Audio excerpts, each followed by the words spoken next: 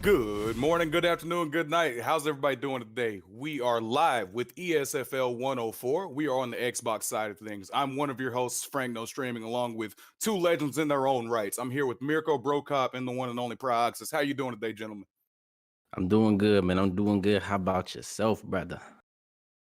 Doing good as well. Just hanging in here, ready to see what kind of action we have tonight on ESFL.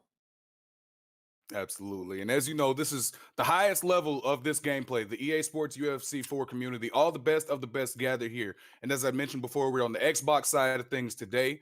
We were with the PlayStation yesterday. So just switching things up. Let's go ahead and take a look at this fight card we've got here. And it's going to be a stat card from top to bottom. We've got quite a few events pulled up. Give me just one second. All right, starting things off, we've got ICB Clover versus Warlike Uncle, followed by Guinness versus Max C. We've got Jamie Bucks 123 versus JC21. We've got Chiss making their debut against the Snake. BFAP Slick is going to be fighting Quidsworth. We've got YT Canyo versus Tadpole. AG Cuff versus the Above All. Dirty Dave versus Trixie. In our co-main event, there's ICB Lepo versus Southpaw, and in the main event, it's going to be BlakeTylerr versus Dino for the vacant Xbox Championship. We've got a lot of very high-level fights on this card. Guys, what are y'all looking forward to? What are some fights that jump out and excite you on this one?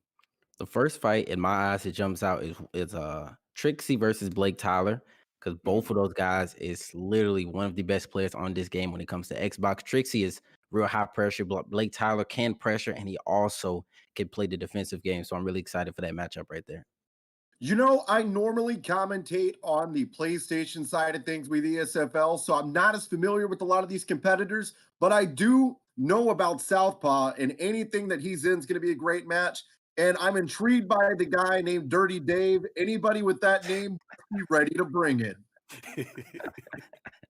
Absolutely. Dirty Dave, you've got a lot of hype to live up to. You got to make Brocop proud. So we're looking for you to do just that. But yeah, there are a lot of great fights on this card. We've got a few people making their debuts. I'm always interested to see the debuts. It's always, you only get one first impression. So I'm looking to see who's going to do the best job of making the most of this, this first event. So we've got a lot to look forward to.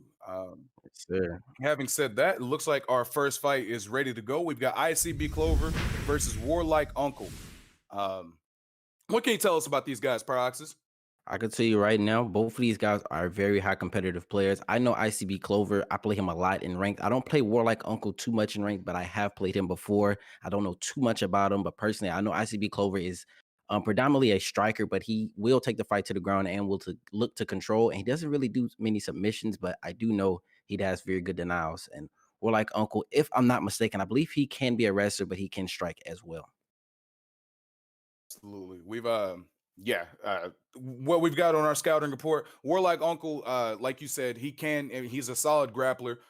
His philosophy is centered around defense being offense. He loves to go into deep water and just, drag his opponents into the later stages of the fight and see who's able to dig down deep and really pull it out. So it looks like these two are matching up with Cejudo and Dillashaw. And which makes sense. You got a wrestler versus a striker, just like Pry was saying here. Clover, more of a striker. Warlike Uncle, very different choice of name there. Not sure what that means, but he's definitely down to do war on the ground. So grappling versus striking the kickoff tonight. Not sure what that means. And I'm not gonna lie, this matchup right here, guys, is something that I have played plenty of times. And personally, I am a Henry Cejudo main. So I know right here, guys, is something that I have played plenty of times. It's extremely hard matchup. So personally, I think right now, Henry Cejudo has to take it to the ground. Whether he's on his back or he's on top, Henry Cejudo has to take it to the ground. Because on the feet, TJ Dillashaw, his striking stats just are like brawling compared to Henry Cejudo's. Well, I was going to say Clover heard you, but he immediately gets back to the feet. Go ahead, Brocop. Yeah, what to say is kind of getting in his head there. Takes him down and gets up, letting him know, hey, I can take you down, but I'm more than happy getting right up. Ooh. And we've got Uncle going went for his own ankle pick, was not able to get it. Dillashaw was able to get a reversal. Goes for his own takedown, gets the turning takedown. Now he's on top again and have control. Oh, and here. now. Clover here is he's not too keen on the stamina. Looks like he's already starting to kind of lose quite a bit of stamina this early in the match. Yeah, he's definitely. Go ahead. I was gonna say, have to be careful. You look at that grapple advantage meter. You see it on the bottom. TJ Dillashaw had a lot of grapple advantage, and Henry Cejudo tried to transition. And because of that, if you try to transition while your opponent has high grapple advantage, you will literally give them the reversal, and it'll put them in basically this position right here. Exactly. And after a beautiful sweep, we've got Dillashaw on top, looking to do his own damage from the ground and pound, getting some good hooks in there. Oh boy. Yeah, I'm telling you right now, this matchup is just like, it's so hard on the feet. So I highly recommend Henry Cejudo to try to keep it on the ground. But and he gets side control with this. And he has grapple advantage as well. Looks like he's staying on the ground, but not necessarily by his own design. Clover's flowing right now. It seems like he's able to get to the posture up positions and get those easy transitions to advanced position to either the half guard or the side control. And from there is where he's really looking to mount his offense. But Cejudo does a good job getting back into the guard. And again, like I said, he just steps right over that leg, gets right back into the half guard. Now he's postured up, looking to do more damage. He's doing some good shots to this block right now, too. Warlock Uncle's got to be careful of those positions. Yeah, for sure. And like I said before, Clover, he will take the fight to the ground. He will test your overall MMA game. He isn't somebody that's just going to be one-dimensional as far as just being a striker or just being a wrestler. He will, be a whole MMA fighter. We're seeing lots of facets of his game here early. And again, like Bro Cop was saying earlier, it's almost like he's trying to get into Uncle's head. He'll take him down, do some damage, and then get back up before Uncle has a chance to reverse or capitalize. Caught him with a big head kick there. And the thing, just to touch on that too, Clover also got that reversal, that Kimura sweep reversal on the ground, and there he goes, takes him down again. Goes for the arm triangle. Easily. See, this is what I'm saying, man. I think he's really trying to get in his head here, and I think he may be changing it up, and we're going to see him on the feet this next round, but let's see what he brings this upcoming round. And Henry Cejudo needs to pay attention because TJ Dillashaw isn't shooting double legs. If you pay attention, he's shooting single legs and he's turning takedown, and he's usually going up on the turning takedown. So that's something he needs to pay attention to as well. Yeah, and if you heard it here. If you hear from Cry, it's probably good advice. He knows what he's talking about, And if he's going up every time, that's something that Cejudo's going to have to be wary of. We'll see if he can make that adjustment here. They both kind of shot for takedowns at the same time, and he went down that time. He must have hurt us. Or he's just, doing the necessary adjustments to switch things up to give Warlike those different looks. Yeah, for sure. Ooh, he gets that right there's a smart thing to do. When someone goes into the goes into that full guard transition, then it's usually that sweep, or they go the other direction where it's like a momentum. If you're the guy on top, you want to posture up because you're basically going to feed their transition. If not, that right there will happen. That just shows you how high level these competitors are for them to know that those things are coming and still be able to pull those off. It's just very impressive and speaks to the amount of time that these guys have put in, the amount of work that they put in. Ooh, he denied that. Okay. Yeah, Clover was looking for the backpack. Yeah, Clover's really, really sticking it to him. Down. Until now. So turning things around. Oh, boy. Oh, my goodness. Now he's just going back with his own shot. Trying to break through that block. Not quite able to get it.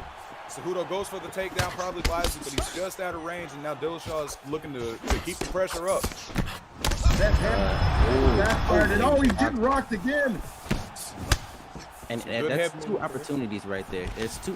Now he shoots a takedown late. That was two opportunities when TJ Dillashaw rocked him and went crazy. Then the rock state was over and he had a real big standing advantage. He would have got the spear takedown if he shot the double leg, but both times he didn't shoot the double leg, and then he shot a single leg late. And the first time he did get it, the second time he got denied.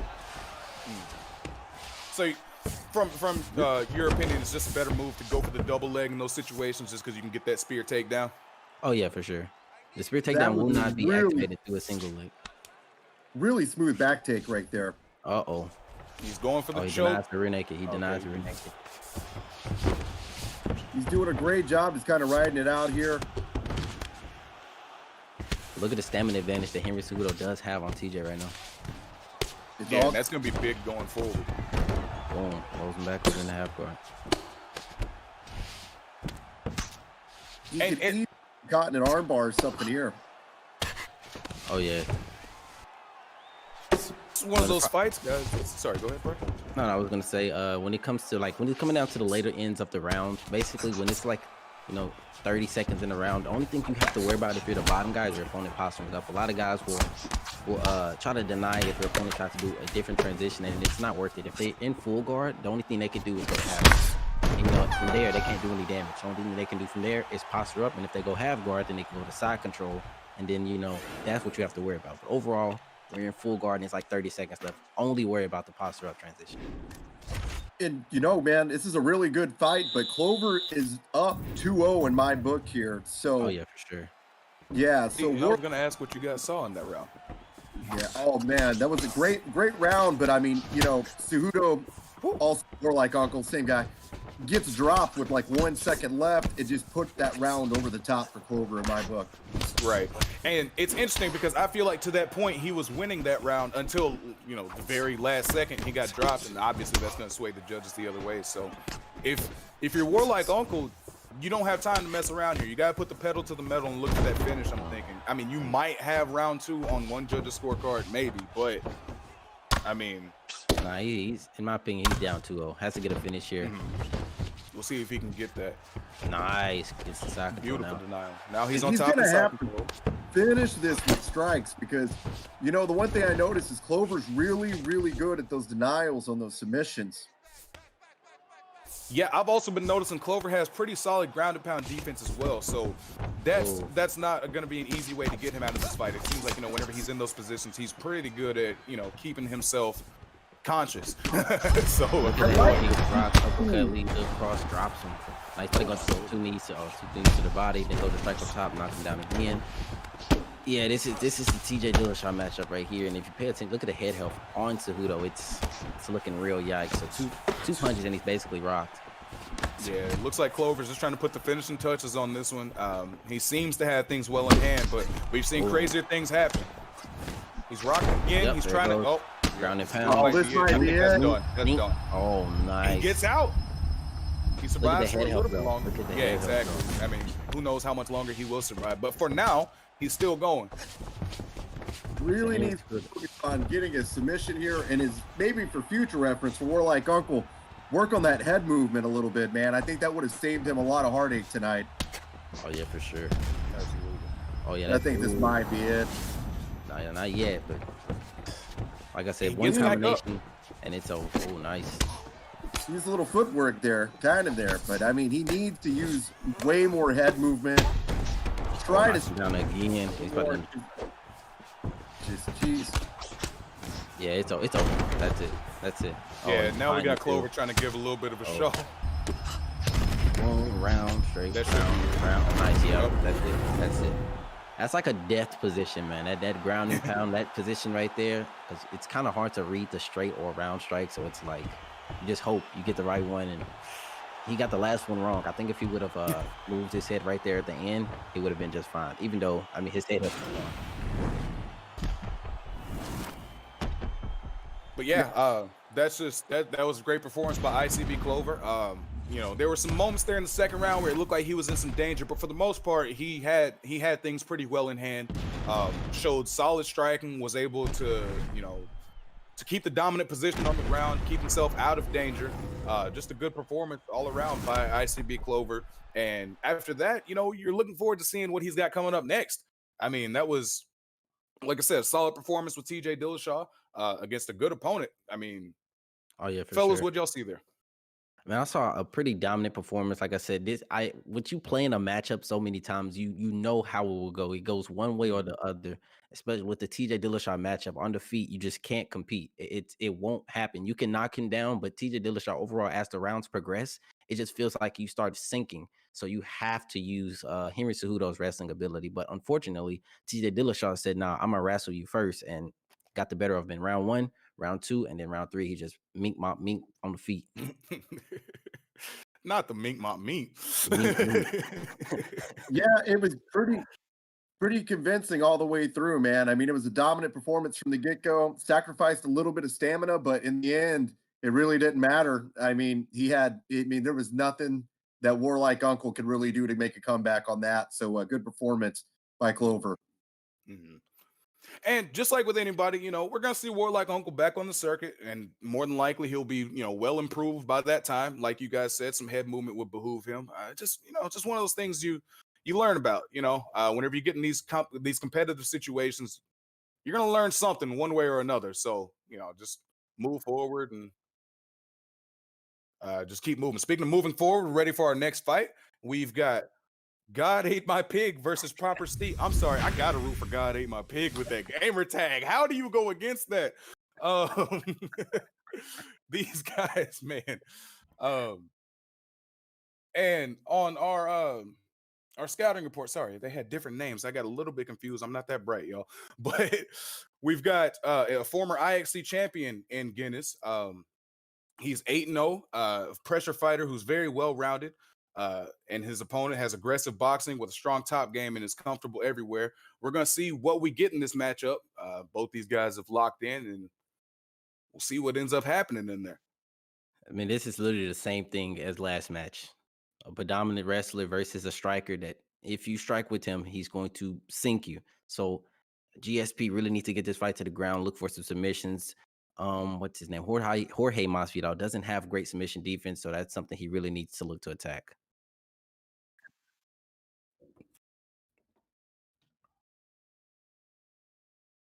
All right, so Guinness and Max C, go at it, and here we go. All right, some big leg kicks from Guinness to start things off.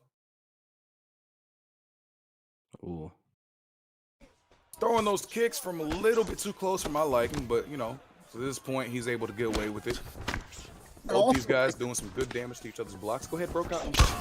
Oh, yeah, I'd like to see some more strikes setting up these takedowns, and it looks like we got exactly what we were looking for, but Guinness knew it was coming, and oh, what a reversal. It's his own takedown. Now Masvidal's on top. Yeah. And he's like, all right, heck, let's go back to the real world. And he stands up. Yeah, for sure. Something I'm noticing about both these guys is a lot of times you see they're throwing strikes moving forward. That's something you don't, you're in range already. You're throwing strikes moving forward. One, that makes your strikes slower. Two, that leaves you more vulnerable. So you see how Masvidal is moving forward with his strikes. Even GSP, they're both moving forward with their strikes. And, you want to plant, your strikes come out faster and they also hit harder. Really like the pace that Max C is putting on Guinness here. Because, I mean, look at this. Masvidal against the cage, whiffing a few punches here and there, and he's acting on it, So, I mean, this is already a really good game plan. And a very well-timed takedown. Now we got GSP on top. We'll see what he can do with this. Maybe get some control time, get some damage off. But Masvidal's able to get that reversal, and now he's got the backside control. I'm assuming he's going to stand back up. He does.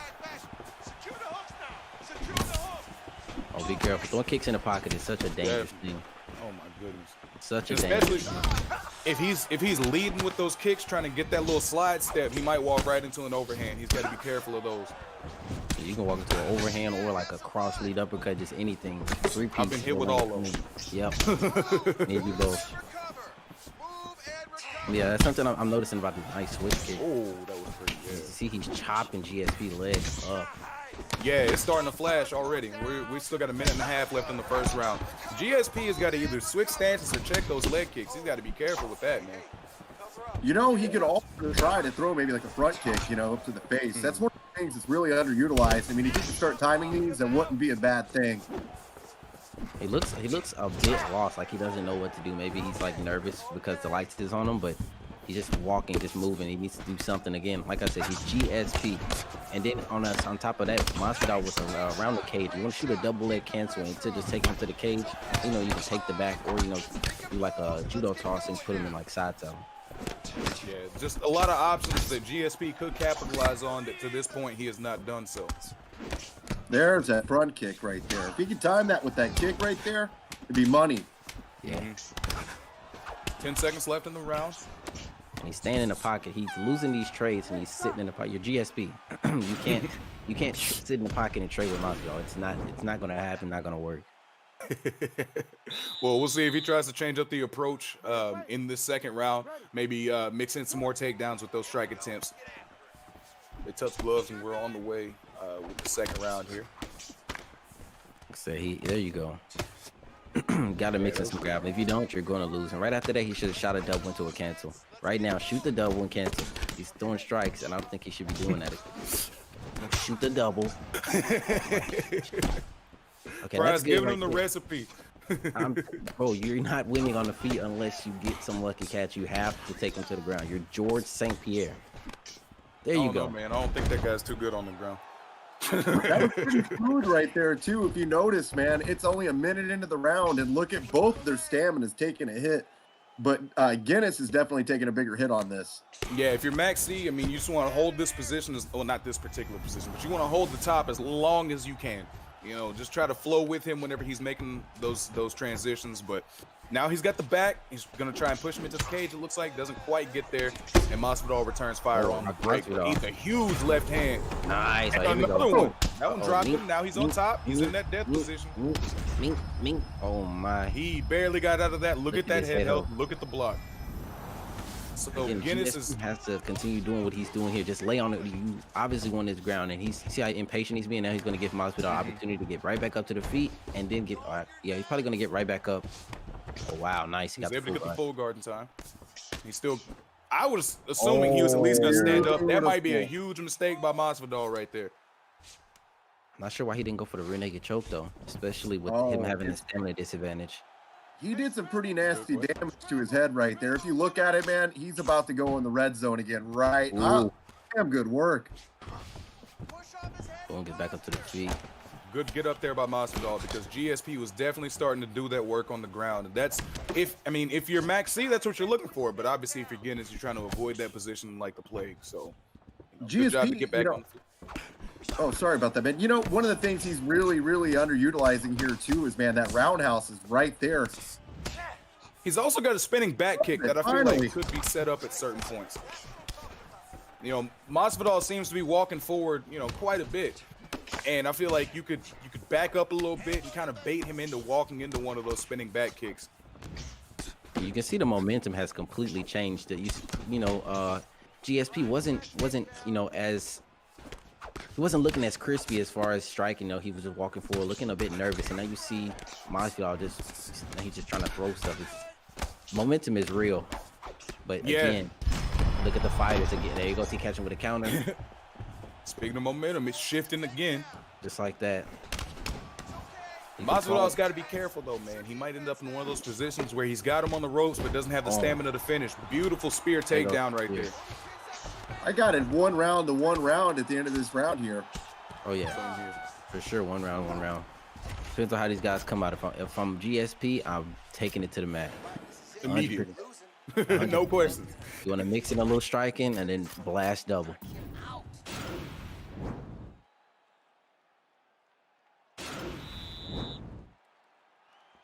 Be on the ground, man. These guys got to be a bit more patient, especially GSP. You know, a lot of times he's immediately going for transitions. He needs to go for fake transitions. He needs to just be a little bit more patient, man. That's one thing I was going to admit. I don't think I've seen him fake yet, which at this level is almost unheard of. You know, it seems like every time one of these fights goes to the ground, you got 50 fakes going one way or another, but he just doesn't seem, like you said, as patient and as composed. Oh, no, that's why that's why he's getting swept in these situations like this. And I feel like he's just getting, I'm not gonna say too far ahead of himself, but he's not taking that time to really, figure out what his next move should be. So he's thinking. I think he's thinking more offense as far as defense. Like on the ground, something I'm noticing GSP is doing, which is giving Masvidal an opportunity to posture up. He's throwing strikes. Not rocking. Yeah, he does not like that. That's not what you want. He's a freak right now, man. This is not good. No, his head health's in bad shape. That leg is looking much worse. And he's been knocked down twice with it looks like already now. So I mean, he's already behind this round big time. And here's in a fight. Oh. In a fight like this, that's very much on the table. That's not where you want to be. I mean, no. But he has just more stamina than Guinness, man. He needs to go all out. Here he goes. Yeah, just burn it. Just burn the tank, bro. Just let it go. Look at his stamina. He has to go. He has to go. Oh, there goes Masvidal. Oh, and he gets another one down. Getting the best of him. That's over. Yeah, he's done. Yep, that's it. Man, Guinness. and you know, I hate to say it, but if Max C would have just pulled the trigger and just would have went a little harder that round, I think this would have ended up a lot differently. But, you know, that leg was getting chopped down from the beginning, and Guinness, man, takes the victory here, third round. Oh, yeah. I personally think he messed up there. When he rocked him at last time, he went for a low kick for some reason. I'm not sure if he tried to do that, but he could have, you know. Oh, okay, yeah. He was trying to throw an uppercut. Yeah, that's what I was about to say. Maybe he was trying to throw an uppercut, but even then, he was backing up. So I think he would have been better off throwing, you know, another straight strike, like a jab or a cross, and then to maybe a head kick. But those, when you watch, you gotta go back and, you know, film study and watch what you did wrong and what you did right, and you'll see opportunities that you miss, especially on the ground with, you know, transitions and stuff like that. And that's one of the big things as far as being a competitive player that you want to do. You want to go back and watch your fights, and as well watch your opponent's fights and pick up tendencies and things that they do. And speaking of picking up tendencies here, these guys right here have fought each other 35 times, almost even in terms of victories here. So a match like this, it's really going to be tit for tat, man. I think it's going to be neck and neck, and I really look forward to this one here. So who do we got here? All right, this next one we've got Jamie Bucks versus JC21. And this is going to be a good matchup, man. Both of these guys have been around. Jamie Bucks is a very high-level grappler. He's got great knowledge of the clinch, and he's another one who loves to drag his opponents into deep water. You know, get the guys in those situations where they're in the third round, they don't have any stamina, and then he can just start teeing off. But as you said, they fought each other 35 times. If anybody knows about the pressure, it's going to be JC. He's got a very balanced approach. He's not afraid of the ground, and he'll go wherever the fight takes him. Like you said, these guys have familiarity like none other. I mean, 35 fights, you're gonna know what this guy's gonna want to do. It's hard to just, you know, change all of your tendencies overnight like that. But we're gonna see what we've got. We've got Oliveira versus Dustin Poirier at the lightweight division, and we're just gonna see how this thing plays out. What are you guys looking for in this one? I'm looking for, as far as these two matchups, Jamie Bucks and JC is both good competitors, but I've went against JC, and if y'all don't know who he is, he's the young man, and he did beat Trixie back in, I believe it was ESFL 100, and he is nasty as far as head movement, counters, timing. He's nasty, and I personally think Jamie Bucks has to get this fight to the ground. I mean, he's Charles Oliveira, submission status at 98, so you really want to get this fight to the ground. And Dustin Poirier did get a stat buff as far as speed and power, so there you go, right down to the ground. This is where you want to be. This is where you want to be. Yeah, as you mentioned, Dustin Poirier got a buff in you know, speed and power. He got no buff on bottom game. So if you're Charles Oliveira, this is exactly what you need to be doing. Trying immediately to get the fight to the ground. Start attacking submissions whenever you feel comfortable enough to do so. But he ends up getting reversed there, and now we've got Dustin on top, which is still not a good position. You're in Charles Oliveira's guard. I mean, you're not safe. Smart move there to get back to the feet and just reset. For sure. Really like the combos he's got going here too, man. Poirier really doing a good job. Yeah, I mean, if you're Poirier, this is the fight you want. You want to back him up against the cage and just keep raining shots. He's able to defend that takedown and get back to the game plan, honestly. I mean, like I said, he's going to be trying to just stand up and throw heat. I would anyway. For sure. And the thing is, Oliveira has some wild moves. Like, he has wild kicks, and the cheesy, the spinning elbow, he has that one as well. So you don't want to be, you know, real traditional with your striking like boxing. You can really go crazy, you know, like Tony Ferguson type of thing. You throw some wild stuff. Some nasty body shots. Yeah, those are going to take a toll on Jamie Bucks going forward. But right now, JC is also using a considerable amount of stamina. Oh yeah, he's and if you look at the stance, he's sitting in the orthodox on what's it, Dustin Poirier. So I'm not really okay. There he goes. He switches back. Oh, gets countered with uppercut. Which is interesting because body shots now. He's throwing those uppercuts in anticipation. And just pay close attention. Look at when they throw a strike. Look at Oliveira is right there in his face. He's still throwing a strike, moving forward. There you go. You can get real wild with strikes, but they're throwing strikes moving forward, and it's such a huge problem that a lot of people in the community do, and they don't pay attention to it. They stand there and they throw strikes, and then they move forward and throw strikes when they need to be standing there because they're already in punching range. And and kicking range as well. And for somebody like you, probably who's just, you know, such a high level player, that's probably like an itch you can't scratch, right? You're just like, stop, like plant, stand still. But yeah, it is. It's tilting just watching. It's like, bro, stop moving forward. He's in your face. Oh, he goes to Kimura. And Dustin going for the submission first. Who'd have thought that was going to happen in a matchup with these two? Poirier would be the first one fishing for a submission. And then also black belt. too, that can oh yeah, he's getting out of this one. Oh yeah, but that's something for the judges to think about. He was able to hold the submission till the end of the round. I'm not sure about, you know, how that plays into the judges' scorecards. I'm not sure if it's based on progress or how long you have the submission, but something for them to think about. Solid round. I'd give that one to JC. What are you guys thinking? Oh yeah, for sure. I give that one to JC overall, but I mean, with the EA judges, man, you never know. Don't leave it to the hands of the judges, because I've been there. Like Jamie was able to get some good takedowns. Sorry, go ahead. Yeah, I believe Adelaide Bird and Cecil Peoples are both judges for EA on this game, actually, sometimes. Oh my.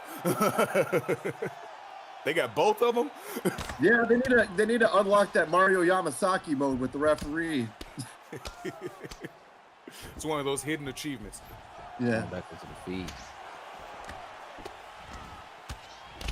Yeah, what I'm seeing with these guys that are grappling, it's a bit impatient, you know.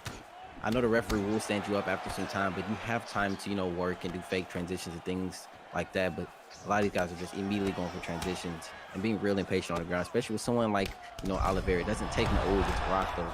And I believe he'll cross. Oh my! He probably should have do a round strike there. He did have the block broken, and he shoots that takedown. And Jamie could take down the guillotine right here. We go for. So really, what he did there, that was a big mistake. He went 2 knees up top, right? Now, he had him rocked, no stamina. He went 2 knees up top when he could have, you know, the extending guillotine. In order to block that transition, you want to be holding down R2 or right trigger. So, and the same thing to block your head is holding right trigger. So you could have mixed him up and either went down low with 2 knees to the body. He had no stamina and possibly got a rock, or he could have went up top, you know, with a standing guillotine. Yeah, definitely some options that I'm gonna write down and explore later for myself, right? But definitely some options he could look to you know, utilize going forward. Shoots another takedown, turns it. Oh, he drives backwards, then turns it. But look at the stamina now. They're about even on both sides. Honestly, right now, Oliveira, if I'm him, I want to get into that north-south position and get that windshield choke. It's an extreme. It's one of the best choke submissions in the game, right behind the back flat rear naked choke. And see, that's the thing. Everybody knows that the back flat rear naked choke is solid. Nobody, the windshield wiper is still one of those hidden gems. You know, it's just one of those things people don't really notice as strong as it is. And it's a problem. Usman voice. He's doing a really good job faking those transitions with the armbar right there, but he's still not going to get the better of JC. I said JC is one of those guys I promise you're going to have to watch out for, because he trains with the likes of Suave Jamie, the triple C. You can even call him quad 4 or C4, I'm sorry. So those guys is going crazy. Iron sharpens iron, man. I mean, it doesn't matter how bad you are. I feel like if you play with some solid people, you're gonna pick some stuff up. You're gonna get better, you know. And just whenever you're training with somebody like Suave Jamie, obviously that's just gonna be a huge help. Ooh. Yeah, this third round is gonna be hard. But again, with this third round, you can go ahead. Oliveira. So I give that one. It sucks because it is a close round, but man, normally when someone gets rocked, these judges really take that into account. So I mean, that could have went either way. Yeah, it was a super close round. I honestly gave that one to JC, but I could 100% see it going for Jamie. You know, it's not like that was a huge takedown. That's a great way to start this round if you're Charles Oliveira. Get this fight to the ground, get yourself in a great position, and every second that ticks by is advantageous to you. All this is going towards your control time, and this is just going to help you out on the judges' scorecards if we get there. Oh, for sure. Look at the rubber guard. See what? Oh, nice. Just want to be patient here. Again, look at the stamina. Now, both of these guys' stamina isn't that high, so imagine if you deny a transition right now, how much stamina they will lose, and then you lose stamina when they do go for the transition. So right now, I'd say Oliveira needs to be a bit patient and just look for a submission because I'm not sure if he's going to win a decision here. Yeah, it's tough to say. Even if you do give Oliveira the second round, I don't know. You never want to bank on that because like Bro Cop said, you got Adelaide Bird and Cecil Peoples out there and Ray Charles as your judges, so you don't know what's gonna happen. Oh, he denied that. He has a leg lock.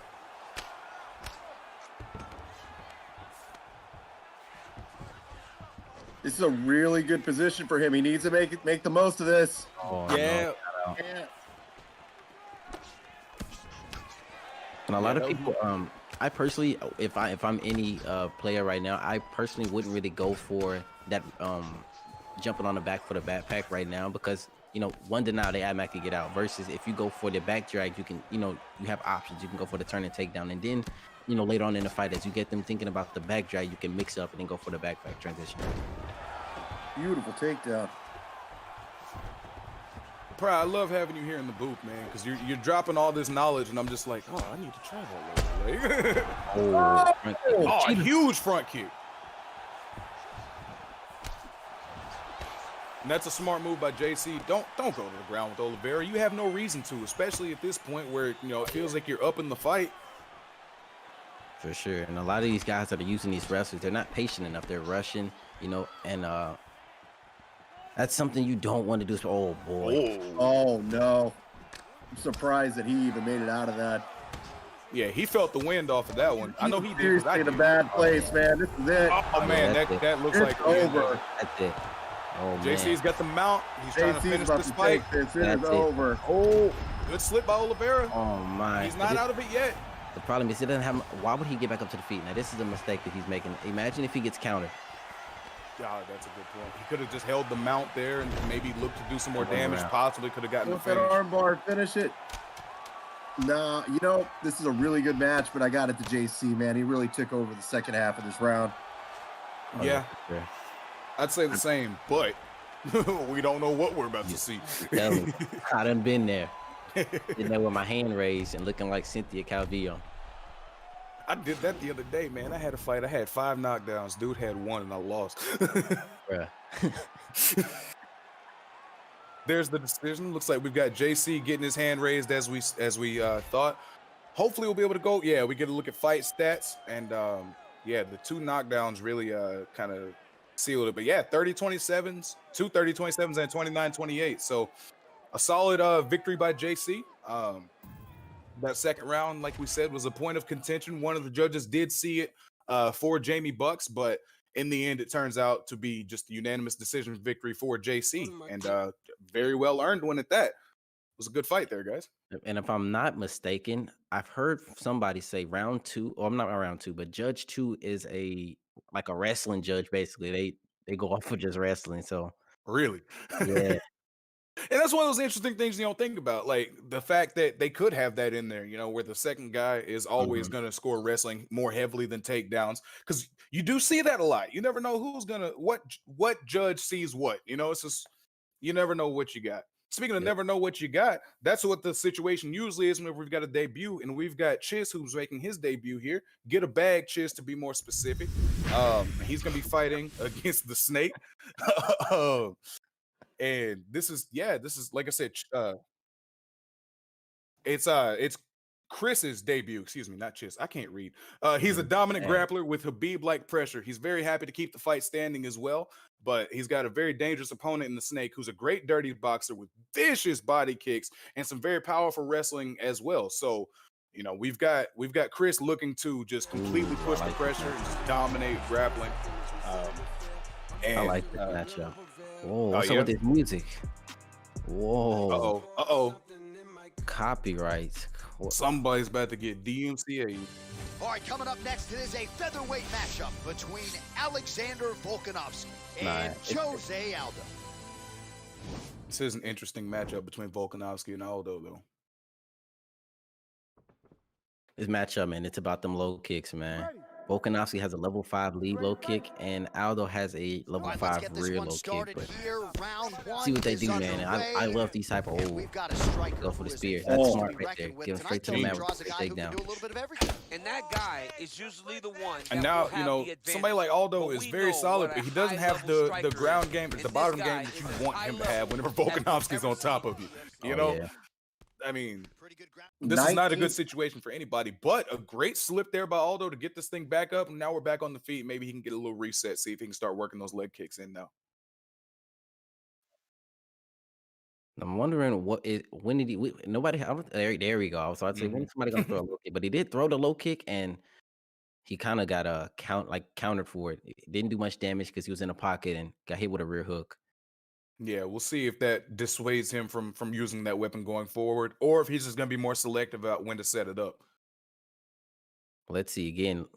There you go. Volkanovski, he's still in the pocket, feet planted. Then he made the huge mistake throwing that. He tried to throw a front kick moving forward. He converted into a knee. Boom. And you see Volkanovski is basically going with the wrestling approach with Aldo, but Aldo has very good takedown defense. So you want to be careful. Here we go. Does he go with the backpack or we go with the back drag? There you go. The back drag turn takedown. Nice. Right in the side control. And that's what I was talking about. If they deny the backpack, they automatically get out. But the turn and takedown, they got to deny that. Then they got to turn around and deny the drag. And he denies that. Probably going to go into some posture up. Yep. You want to be careful, though. You don't want to get reversed. Oh, my goodness. He's teeing off. He doesn't seem too worried about it right now, bro. I mean, it's teeing off. Here we go again. He's right back like he never left. Just trying to, like you said, rain down that punishment, but you got to be careful in those situations. Ooh. Doing a Aldo's damn good job, man. Like denying those transitions. I think that's 3 in a row he's denied.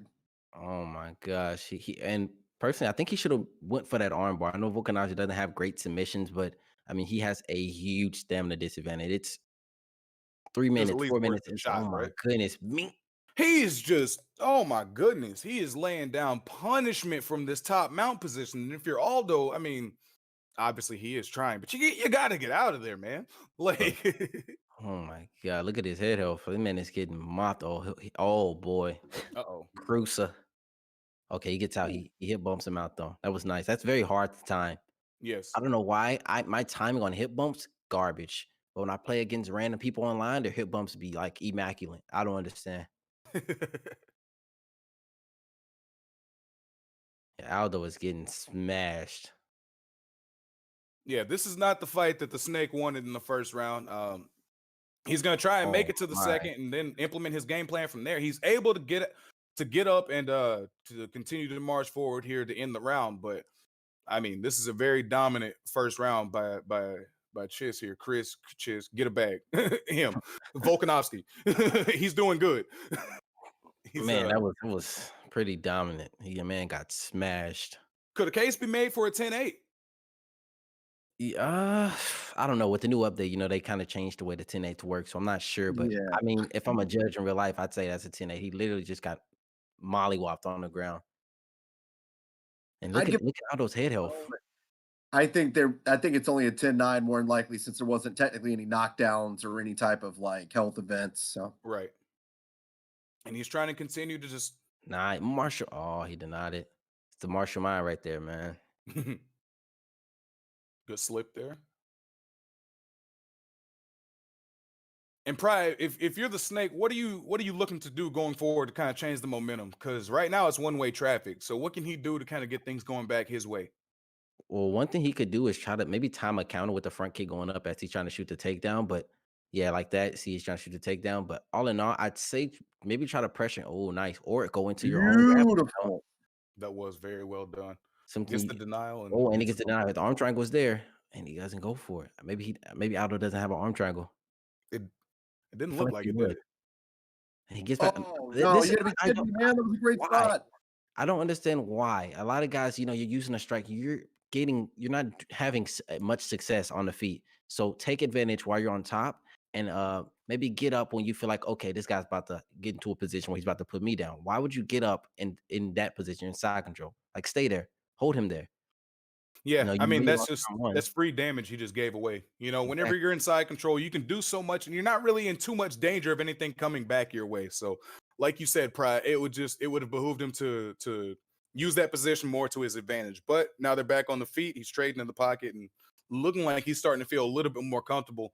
Oh And yeah. he's starting to get a bit of a stamina advantage too. And just like that, back to the ground again. Now he's going to give his opponent the opportunity to get control time and damage because he gets a transition denial. You know what time it is. Oh, nice. If he would have got that denied, it would have been tough. Yeah, it would have. Yeah, man. One of the things though, Volkanovski, man, his stamina looks like crap. Like surprisingly, how bad it is right now. Especially Nice. because somebody like Volkanovski has what, a 98 cardio stat? Like it's Yeah, you have to try to get to this point. exactly. And this is a really good round. It really is. This round's shaped up to be a lot less dominant in Mhm. terms of the first round for sure. I mean, it's pretty neck and neck here. Oh yeah, for sure. Depending on what happens later on here, I'll see who I think would win this round. And these guys are just going back and forth with transitions. It's only 30 seconds left. Not really much Volkanovski can do. Not much Aldo can do. But yeah, that's smart right here, punching the body. Now, a huge mistake. Why did he just try to go for that? Now he's literally going to lose even more body health, even more stamina. Try to go for that. He tried to go for the side control where he would put Volkanovski in side control. And personally, he should have just went half guard. That way he didn't take much damage. Oh Ooh, my, me. if Yeah, he had Volkanovski had a nice little three-piece that right there. round, man, it might have ended up a little differently. But looking at the statistics there, man, that was a really close round. Oh yeah, for sure. I mean, that round could have went either way. Just depends on how the judges want to score it. Mhm. Again, Aldo, you see, Volkanovski. I mean, his takedowns are not set up behind anything. He just shoot them. So I would be just throwing front kicks, maybe some uppercuts, just try to catch him as he's trying to shoot a takedown. Mhm. Because he's not. There's Trying no to setup behind his takedowns. maybe that way he can do his best Derek Lewis impression. Yep. And see right there. And also, if you look, Volkanovski isn't moving his head left or right. Isn't doing the the little hop jumps that you can do with flicking the left stick. He's just right there. So he's not in danger of getting his front kick slipped into a hook or some type of counter. Doing again, takedown again, and he's gonna. Yep, absolutely. He's gonna finish it because his stamina was real low. Nice. Very well done by Aldo there. Now he can retake top position. He's in the guard here. Like I said, just want to be patient, man. And, mm, he's giving like he gave him two. Nice. There you go. Now go over half guard. Yep. He goes posture up. Hello. Why? Maybe he feels like he's losing this fight. Maybe he feel like he lost round two, but he gets rocked there. Doing jab cross. Maybe that's why he got up. He's like, maybe I got to finish this fight. But I mean, round two can go either way. But personally, there he goes for another takedown. Boom, with a takedown reversal. Now he got him on top. And I'm telling you, go like to side control. Maybe get a transition denied. You see what I'm saying? These guys are very impatient with their Mhm. transitions. They're just going straight in transitions. Not much fakes. Not much patience. It's 5 seconds into a position. It's time to transition. Yeah, it almost seems like Aldo's a little bit uncomfortable down here. It's almost like he knows that this isn't his forte, so he's trying to get back to the striking. But as you said earlier, if you're using the striker and the striking's not working the way you want it to, there is no harm in mixing your martial arts and just trying to switch things up, do some damage on the top, or just let him back up. Whatever you're feeling at that moment. Oh yeah, for sure. I mean, look at if we can look at real life. Rosenstrike versus Alistair Overeem. We know Alistair Overeem as being the oh my goodness, gee, Wow. nice takedown. But like I was saying, we know Alistair Overeem as being on the feet striker, but Rosenstrike he basically just controlled him with grappling the whole fight. Unfortunately, he got minked at the end of the fight. But all in all, we know him as a more predominant striker, but he did mixed in some wrestling. Oh, here we go. Oh, like I said, this is the Oh, strongest this is submission in the dangerous. game. And this is over. This is over. This is over. Volk has no stamina, but it doesn't matter. Oh, it doesn't matter, bro. It doesn't matter. This is the strongest submission in the game. It's so back flat, rear naked choke. I mean, just think about it in real life. If you're I laying was on just your about to say. back, I'm laying on your stomach, someone's on top of you, hooks in, like, bro, it's it's wraps. You can hang them up. You can hang them up, bro. Great fight there by Chiss, man. I mean, he showed a mastery of the ground game in that fight. That was very, very well done. He I mean, he was able to make, he was able to get those takedowns almost at will. Like Price said, didn't need as much setup as some people do that we see, but he was just going for the takedowns, able to get them at will, and then just use that time to do some damage. And I feel like the damage he did on the ground in the first round was just a little bit too much for the Snake to come back from. You know, starting round 2, his head health wasn't where he wanted it to be, and it just seemed like he was getting rocked pretty easily going in to set up his own offense. And I'm not sure if you've seen the scorecards. It was literally 19-19 going into that third. Really? Yeah, Yes. that second round ended up going over to Aldo, man. The Snake had that second round. Wow. I mean, that's just okay. If you guys give us just a minute, we're gonna go ahead and take a hot ad break. We'll be back in just 1 second.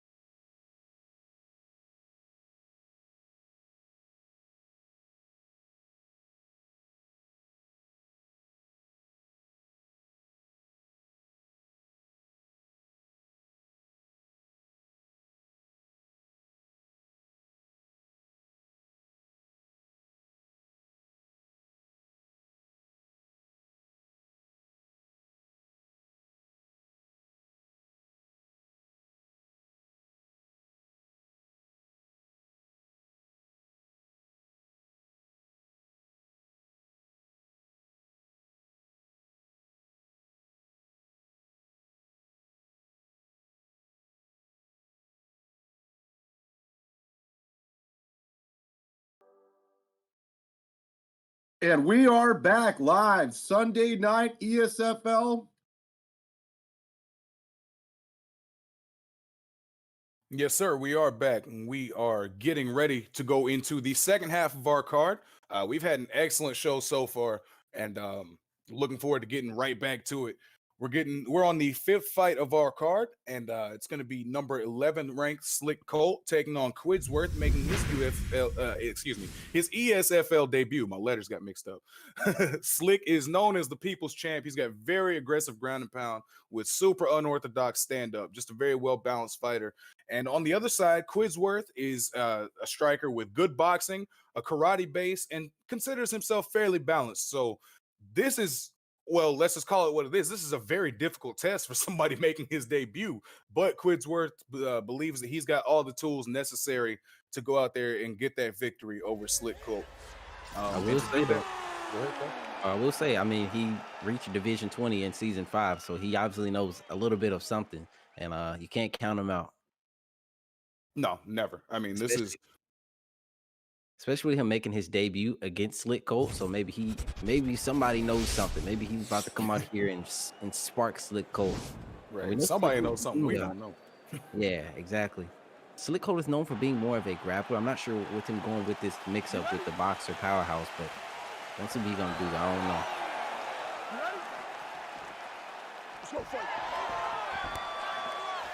Michelle Watterson pick. I respect him. It makes sense though, because I mean, he's got to create a fighter. You know, going 4 stars versus 4 stars. You know, I mean, that's only fair. But the thing is, these creative fighters, man, they've really nerfed them to where they're not near as overpowered as they were in the past. You know, they actually have a lot of, you know, a lot of shortcomings and stuff. You know, I mean, the ones that are good strikers, they have horrible sub defense. The ones that are great have horrible striking. So we'll see how this goes. Right now, Michelle Waters, you know, playing her outside, getting nice. Oh, I like that. That was nice because he it looked like he feinted with the side kick and then turned it into the spin. That was pretty. Ooh. Both fighters just trying to measure each other a little bit. Good right hand there from Slick. Switching the stance, Watterson.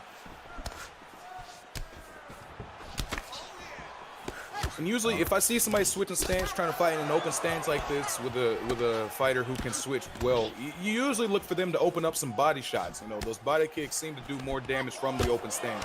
Oh yeah, they do. Anything to that open side, man, they do tons of damage. I don't know, Quid is looking clean out there with the outside fighting, but as I said, that he got hit with a 3-piece. Got to be careful. Michelle Watterson isn't built for sitting in the pocket, especially when it's a cap. There it goes. Like I said, you can't sit in the pocket. Oh my! That was super dangerous. Again, you can't sit in the pocket. Michelle Watterson doesn't have hands. She's, you know, the Taekwondo. You can't. Or karate. This is what her game needs to be. Karate. You're not disrespectful. I noticed there is not a health meter on Agapova. Yeah, he's got his opponent's HUD hidden. It's thing you can do in the settings. Oh wow! Huge counter elbow there from Agapova. Oh my goodness! Look at the head hook from Michelle Watterson already, man. He got to use his it's called by lunging. It's a barbell. Not good. This is not looking good for Quidsworth right now. You got to utilize his, you know, Whoa, pushing side. take advantage of it. What are you doing? You got to utilize that pushing side kick and just your front kicks to the body, just to, you know, try to keep the fight on the outside. On top of that, can't Watterson wrestle pretty well? Like, yeah, you have nothing to lose from trying to take this boxer character, this boxer calf to the ground. Yep. Like, why not at least give it a shot?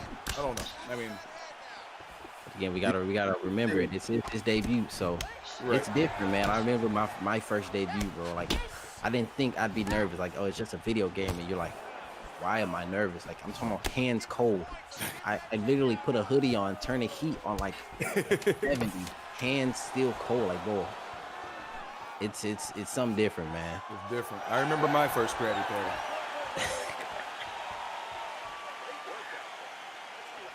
That was a very solid back and forth round, but I mean, you got to give it to Slick Colt.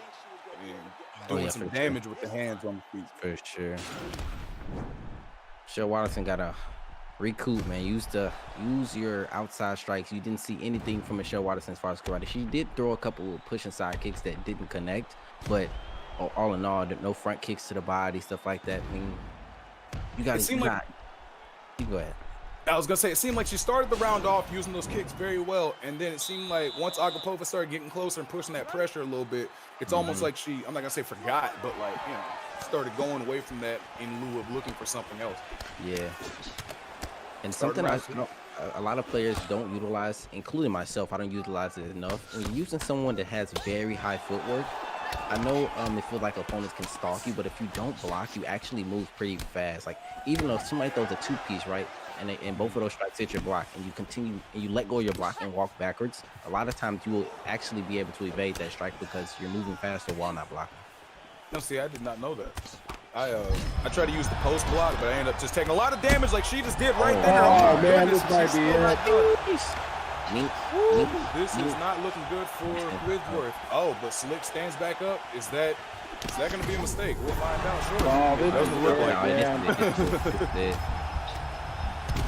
My man is Captain Hook right now. Oh, man. Hook.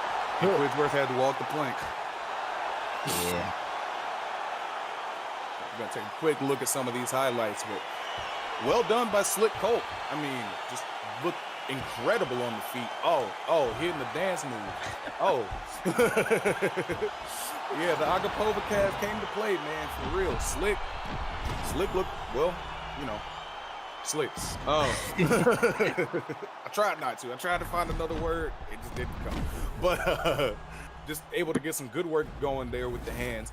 It felt like You know, Slick did a great job of crowding the kicker, stopping her from being able to use those kicks effectively, and just doing work with the punches. Yeah, these are one of those fights, man. You get beat up. I mean, me personally, I've been there. You get beat up and you want to go, but you don't even want to go back and watch it because you know you play like dog, but you don't learn from just winning all the time. You can learn from things from winning, but when you lose matches, that's when the best time is to learn and realize what That's you did one wrong thing and clean up those mistakes. I could totally agree with as someone who trains mixed martial arts in real life. You know, you never want to be the best person in the gym. That means you need to go somewhere else if you want to get better. So same goes for this and any type of competition. Iron sharpens iron, and you know, that proves it right there. For sure. For sure. Let's just go ahead and take one more quick look at our fight card here. And as we mentioned, this is just a very stacked card top to bottom. We're now on the bottom half. We've got Canyo facing Tadpole next, followed by AG Cuff versus the Above All, Dirty Dave versus Trixie, and then in our co-main event, we've got ICB Lepo versus Southpaw, followed by our main event, BlakeTylerr versus Dino for the vacant Xbox Championship. And man, our fight is ready. We've had some bangers so far. Let's see if we can keep things going. We've got Tadpole about to take on Canyo. Tadpole looks like he's hovering over Chandler, and Canyo looks like he's hovering over Dustin Poirier. We're Oh, gonna he's up see. 4-1 too. Yeah, that's always interesting whenever we get to these fighter screens and we see people who know each other.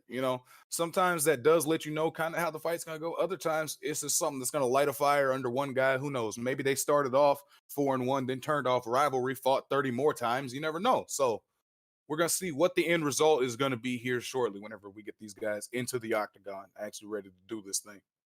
Yep, and I mean them how many wins you have over them in ranked, how many wins you have over them in quick matches does not matter here, bro. It like Mm-mm.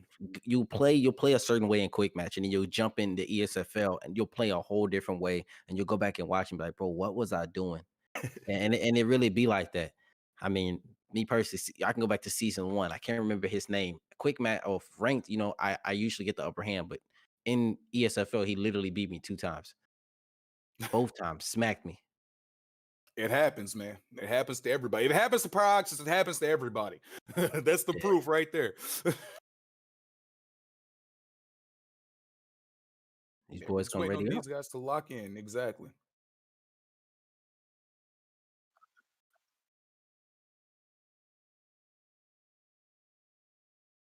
Okay. And I'm wondering if they're gonna go with these picks. Yep, that goes to Dustin Poirier, Michael Chandler. Okay. With this matchup here, me personally, like honestly, if you're not Conor McGregor, you're not going to touch Dustin Poirier on the feet. Like Dustin Poirier with the buff that he got, he's a problem. And Michael Chandler, while he can do well in this matchup, I just feel like he doesn't have the boxing to beat Poirier. And I mean, we did see this matchup yesterday with Swiss Liveax versus Zayev, and Zayev did get the best of Swiss with this exact matchup.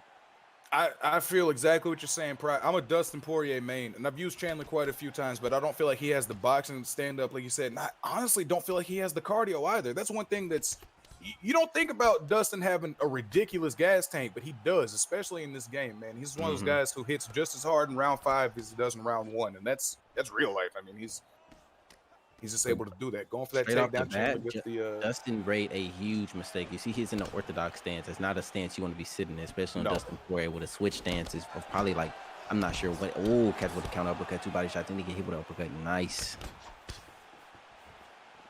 Yeah, I'm with you, Pride. It's not ideal to just sit in orthodox, but at the same time, it's working for him. I mean, he doesn't seem to have too much of a problem with it right now. Good takedown defense there from Chandler. Yeah, see right there, he's fishing. He's fishing for that counter uppercut. So that's something Poirier needs to pick up on and maybe go with a jab followed by the cross. Because if they're leaning back, if you guys don't know, man, they do excess damage to their head health.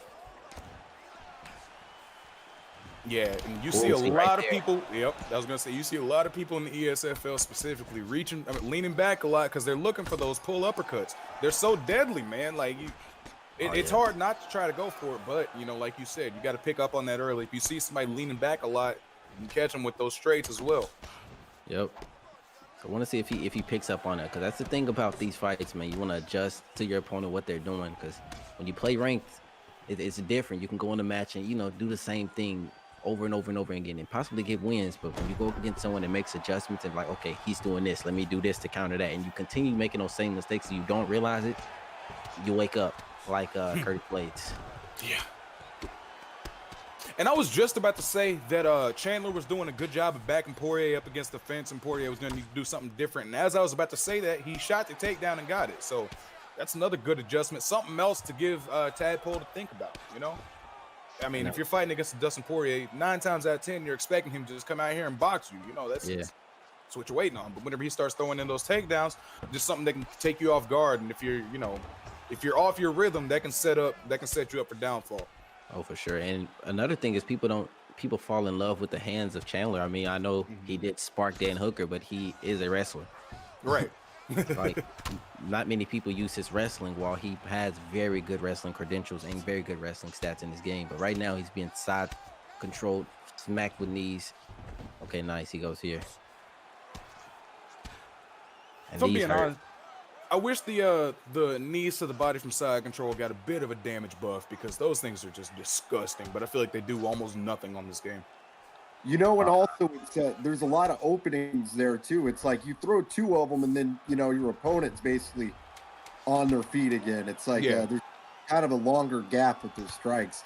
So it sucks. I wish they actually had more incentive to use those strikes, because it's like they use a lot of stamina, don't do a lot of damage, and there's a lot of opportunity for your opponent to get up. But great round there for Poirier.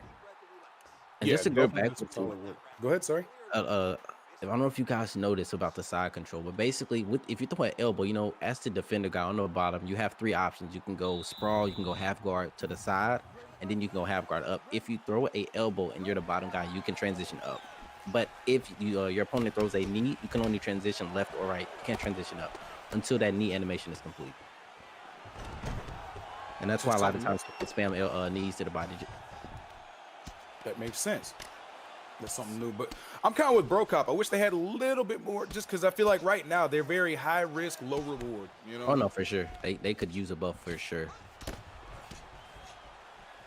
And round 2 starts a lot like round 1 ended, with Poirier on top, doing some damage from the full guard. It's just Poirier. Oh man, that's half guard. Yep, for sure. Yeah, good denial that he's able to easily parlay into a transition. I see Dustin is basically, he's like, okay, I just want to get this fight to the ground. I know I'm better than this guy on the ground. And like I said, he was 4-1 on this guy, so I'm assuming he's like, okay, this guy can't compete with me on the ground. So no, 100%, I'm going to beat him there. So I'm going to take him there, even with using the striker. Nice rubber guard. And Chandler should have the transition where he can go up to the stat guard. Yep, there he goes. Now, stat guard is another position, kind of like the finishing sequence knee on belly. I have a lot of trouble reading the direction those strikes are coming from. Oh yeah, they're extremely hard as well. That was a nice, beautiful combo, but he's got to be careful with that stamina bar. I was gonna say, especially against somebody trying to take him down that much. Oh, nice. There goes a counter to the body up top. And then he put it back on the huge shots. He's looking to put him away. Oh, his head helped. That's close. It's close. Tadpole's looking for that finish. Is he gonna get it? And look, and Dustin Poirier he literally could have got slept right there. See how he went for the rear elbow, and this guy's literally just sitting here fishing for the pull counters. Yeah, why are you giving him that ammunition? Yeah, exactly. And then Poirier isn't going to the body much. If they pull counter, literally, if he throws that lead hook to the body as he's pulling, he could possibly get a rock to the body. And then if he throws the rear right afterwards, it can maybe get a flash or even a knockdown. Something he needs to be paying attention to. He's falling in love with these elbows, and I think that's honestly what's going to spell doom for him, if I can just make a slight prediction. And on top of that, elbows don't have the best, range and tracking. So, personally, just throwing the elbow alone is something I don't know if you want to be doing. And he's leading combos with him. Like, that's what I'm not getting. That's a very dangerous, risky strike. He's just letting them fly at will. That said, he got a good rock there and was looking to finish it. Tadpole's able to keep this thing on the feet, keep it flowing, catches that leg. And he's putting himself at such a big disadvantage switching to orthodox. You guys don't know how. Oh, nice catch with the rear hook though. Boom. Caught him with the uppercut. That won him the round right there. Oh, yeah. Yeah, that definitely won him the round. That was a big thing to happen there. Which is interesting because I felt like Tadpole's got the better read on the feet.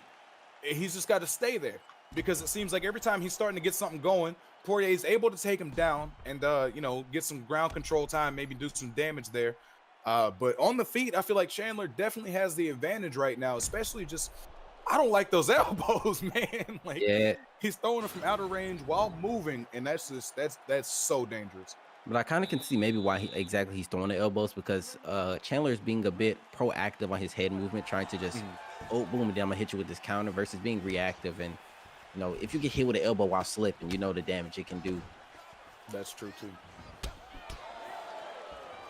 But I mean, I like to see Poirier take this fight back to the ground. He was happy. There he goes. Boom. He says, "I got you." Literally, as I speak it into existence. I mean, he was dominating him there in round 1, so why not take it back to the ground? And just be a bit more patient, man. Just be patient. It looks like he's doing just that. He postured up, threw a shot or two, and then saw that, he wasn't going to get anything major. Just went back down, saved some of that stamina. Now he's in the top mount, looking to posture up again. He does so, getting some good shots in. I was just about to say, don't be impatient. Like, don't go crazy with the ground and pound. You want to keep the top position. Now your back is against the cage. And, I mean, the man is rocking you, has been rocking you with these counters. And he's looking for him. See, there goes the elbow. See how he's preactive on the head move. There goes, boom. Body. And those body shots are deadly. Oh, this is not looking good for Poirier right now. And Poirier Canyo's in a world of trouble. Poirier is literally not going to the body at all.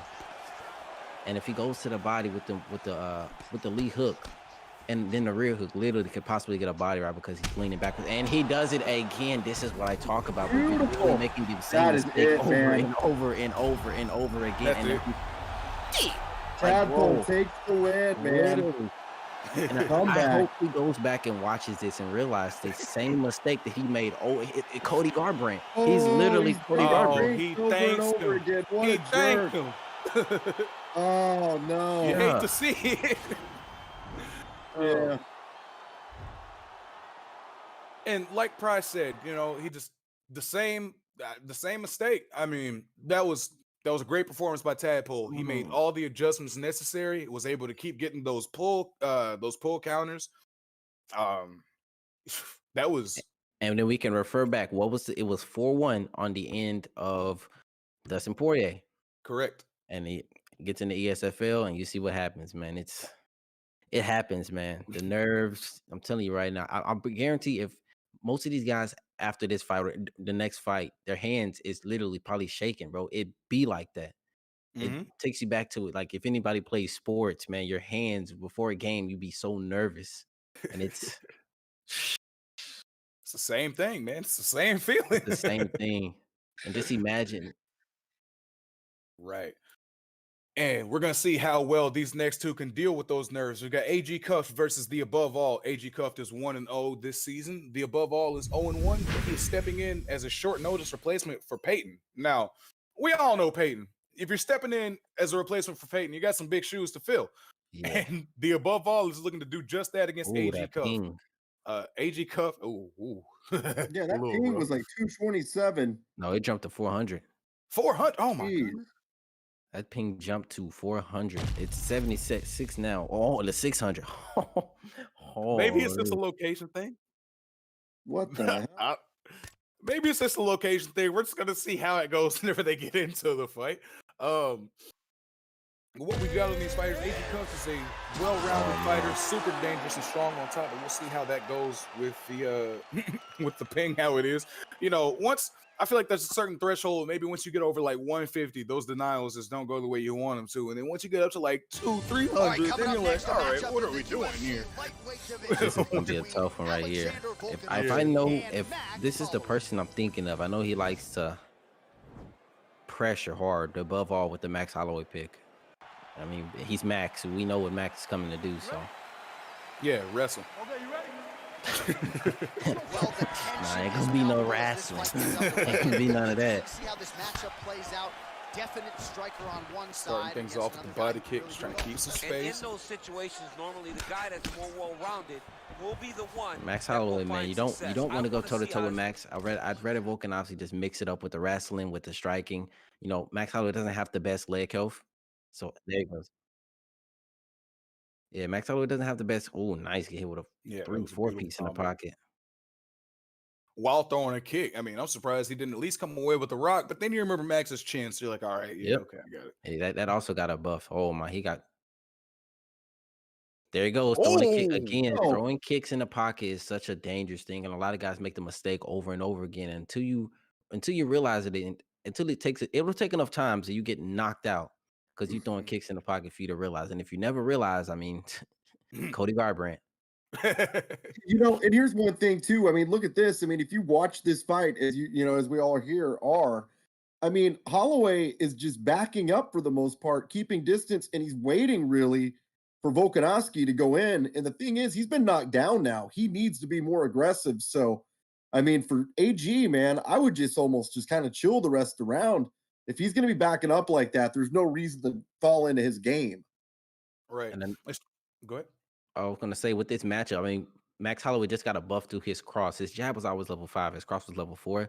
So that's something Max Holloway really needs to utilize when entering the pocket. You know, get that advantage as far as head health and then even frame advantage with that jab cross. Because in the pocket, I mean, we know Volkanovski hits like a truck.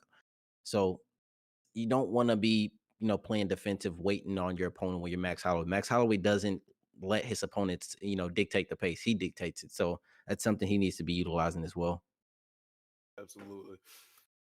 Yeah, now we just got Volkanovski on top, just making just staying busy, dropping some of these shots on the body, making things a little bit uncomfortable for Holloway.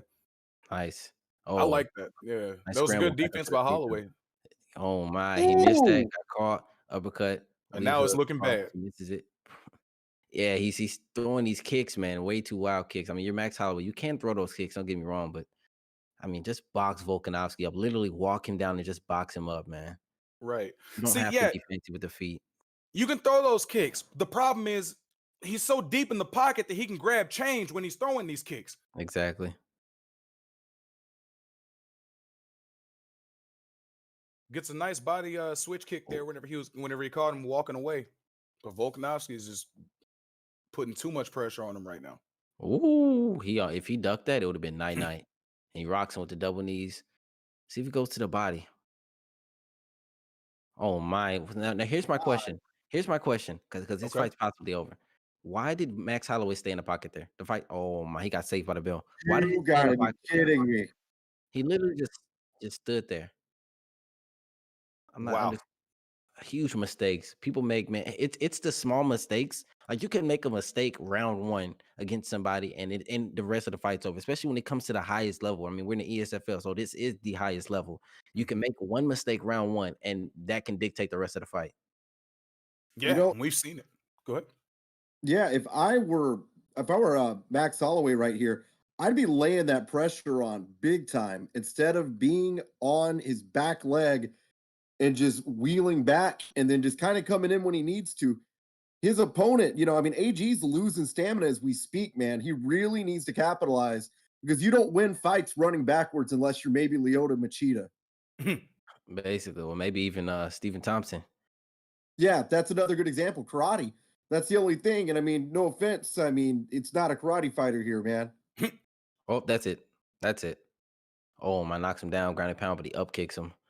Yeah, That man. up kick saved his life. It seems as if the above all is a bit nervous. And you see, he goes for a takedown there. It seems he's a bit nervous, and like I said, man, them nerves is real. They will get you every time. It's easy to go into ranked and just do your thing, but when you come here, you got people watching. Oh, nice counter uppercut, jab. Nice, and I don't know why he lunged and put his back And on the he cage. needs to take advantage of that, start working the body. Oh, but he gets rocked back. See, he had an Oh, opportunity there to man. start putting his own offense on, but he literally just stood there. He could have started pouring some pressure on, backed up Volkanovski a little bit more, but he waited, let him recover, and now he's back on his back foot. Maybe this is just the way he likes to fight, but if that is, I'd suggest using a counter fighter next time. Somebody like I can't even think of who would be a good example of that at 45, to be honest. Well, Maybe a counter. Barboza, maybe. And Counter to Holloway, go ahead. Go ahead. Holloway's kind of got that. What's it called? Kind of reminds me of Stefan Struve. It's you're tall, man. Fight like it. Right. You know what I mean? And I mean, he does in real life, but here, man, it's like it's very much that strategy. It's like, yo, you are the bigger person here. Now he's just gonna stand back up. We'll see if he can, like we said, mount his offense, maybe fight a little bit taller, and use that reach, use those hands, man. He's Max Holloway. Max Holloway likes to mix up, his strike, and he look the jab up top, then across to the body. Look at both of their head health. Now, respectively, Volkanovski has been chopping Max's leg, so he hasn't really been focusing the body. But if you look at Volkanovski's health stats, he literally only has head health missing. Legs are just fine. Body is just fine. It's just head health. So now all he has to do is block up top, while Max Holloway his head's rocked right now. Leg is chopped. Leg is chopped. Like it's and now it's just free knockdowns. That left leg is at the point where it's just going to be free knockdowns. Fight might be stopped before long, especially if he doesn't switch stance. There he goes. Yep, rocked him again. Yeah, this one's just about done, man. Volkanovski looks incredible right now, but I mean, like you said, Pride, maybe the nerves are playing a factor. I don't want to just sit here and, denigrate the Above All's performance because he's better than I am. He's in the ESFL. So oh, nice. He's here for a reason that, those skills right there show it. We're going to a third round. We're going to see what he can make happen. But, I mean, Volkanovski really got to take the task that round, though. Yeah, exactly. Yeah, I mean, the nerves can get the best of you, bro. Like, I can just jump back to ESFL 100. Look at my performance. Like, the nerves get the best of you. I consistently made the same mistake of shooting double leg after double leg, and he kept countering it. And it'll get you, and it'll affect your performance, and it'll have you look back at it and be like, what was I doing? So the nerves is something that could simmer down. Obviously, that they don't just flat out go away unless you just don't care. But as you get more experience in this, man, the nerves they'll subside once the fight starts. You start making reads on your opponent. But he's rocked again. He gets knocked down and he's just teeing off. Look at the head health on Max. He's going to get knocked out through the block. Oh my goodness. Oh yeah, that's it. And one thing I'm not crazy about on Max is he kept trying to implement that Beyblade offense where you go elbow into the spinning elbow, and but that might work once a fight. That's not something that's not the combo I'm going back to the well on several times. Yeah, that was a performance that I feel Max Holloway is going to hate going back to watch because Max Holloway didn't attack the body. Max Holloway, everything was just high up top, and again, those spinning things that got him caught. I mean, round one, he threw a kick in the pocket, got hit with a 3-piece, got knocked down, and from there, it just continued to happen over and over and over again. And yeah, and not trying to knock on the guy. Like I said, it was either he was too close and throwing big stuff, or too far away and not throwing anything. Yep, and too far away was, I believe it was round 2 where he threw that jumping spin kick and got knocked down because of it. Beginning of the end. Yeah, like you said, Pride, I feel like that jumping spinning back kick was kind of where things started to fall off for him. He was just out of range, got caught with a huge return counter. And that's what ended up rocking him, and it just kind of started snowballing from there. But again, you can't say enough about the performance there from AG Cuff. Did a great job. We're going to see which of these next fighters is going to be able to get their hand raised, though. We've got Dirty Dave facing Trixie up next. Yeah, I was about to say, this is one, Pride, you said you were excited about. Because, man, I'm not going to cap. Trixie is up on me like in ranked like 26 to like 7, respectfully. Like, Trixie is a problem, but Dirty Dave actually beat me up yesterday. So, like, both of these guys is high-level competitors, man. So, again, I don't even look at the wins and the losses because they don't matter when it comes to this ESFL thing, man. It comes down to who is going to win here, who isn't nervous, who's going to make the right reads, who's going to make the right adjustments. We're going to see who these guys have got, who they're going to end up locking in with. We've got Trixie picking Gilbert Burns. Looks like Dave is going to take GSP. He is. All right. Let's see what we got coming up here. What are you guys looking forward to in this matchup?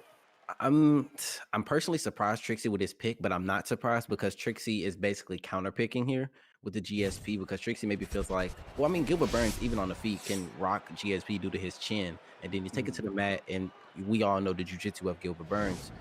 So I'm expecting this fight, Trixie to really put on some pressure. But again, Dave has some pretty legit ground game, so I'm not going to knock him. So if he gets burned to the ground, you know, GSP is GSP. I mean, look what GSP did to Nick Diaz Jiu-Jitsu. He didn't care about it. Right.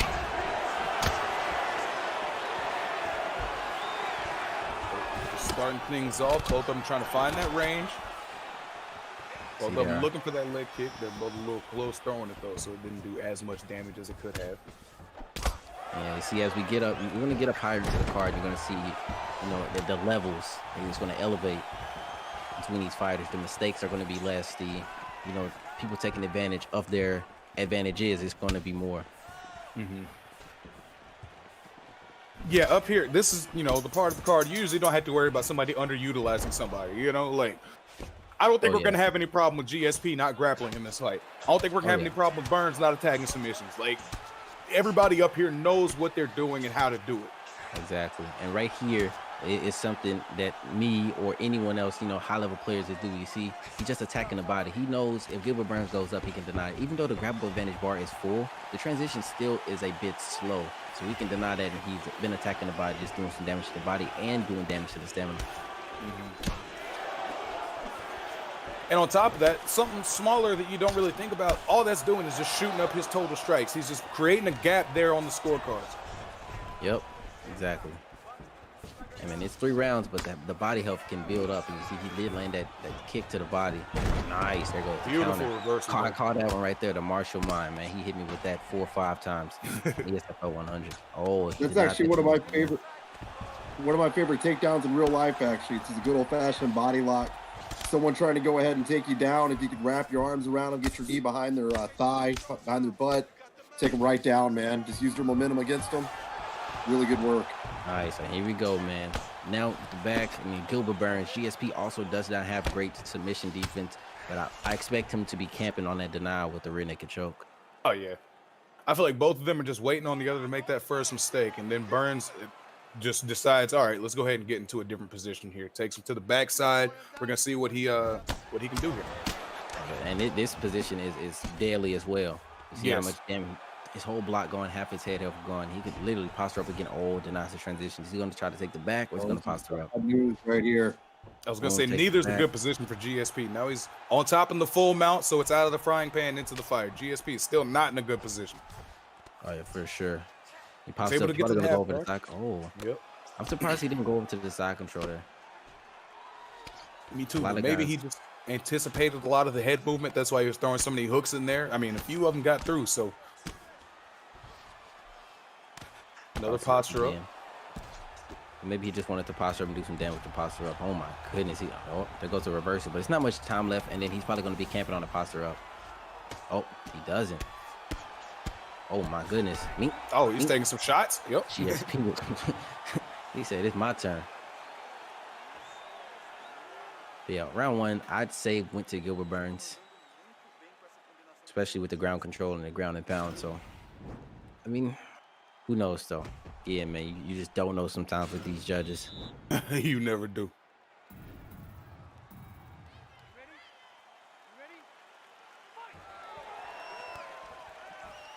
Right. Who would you guys give that first round to?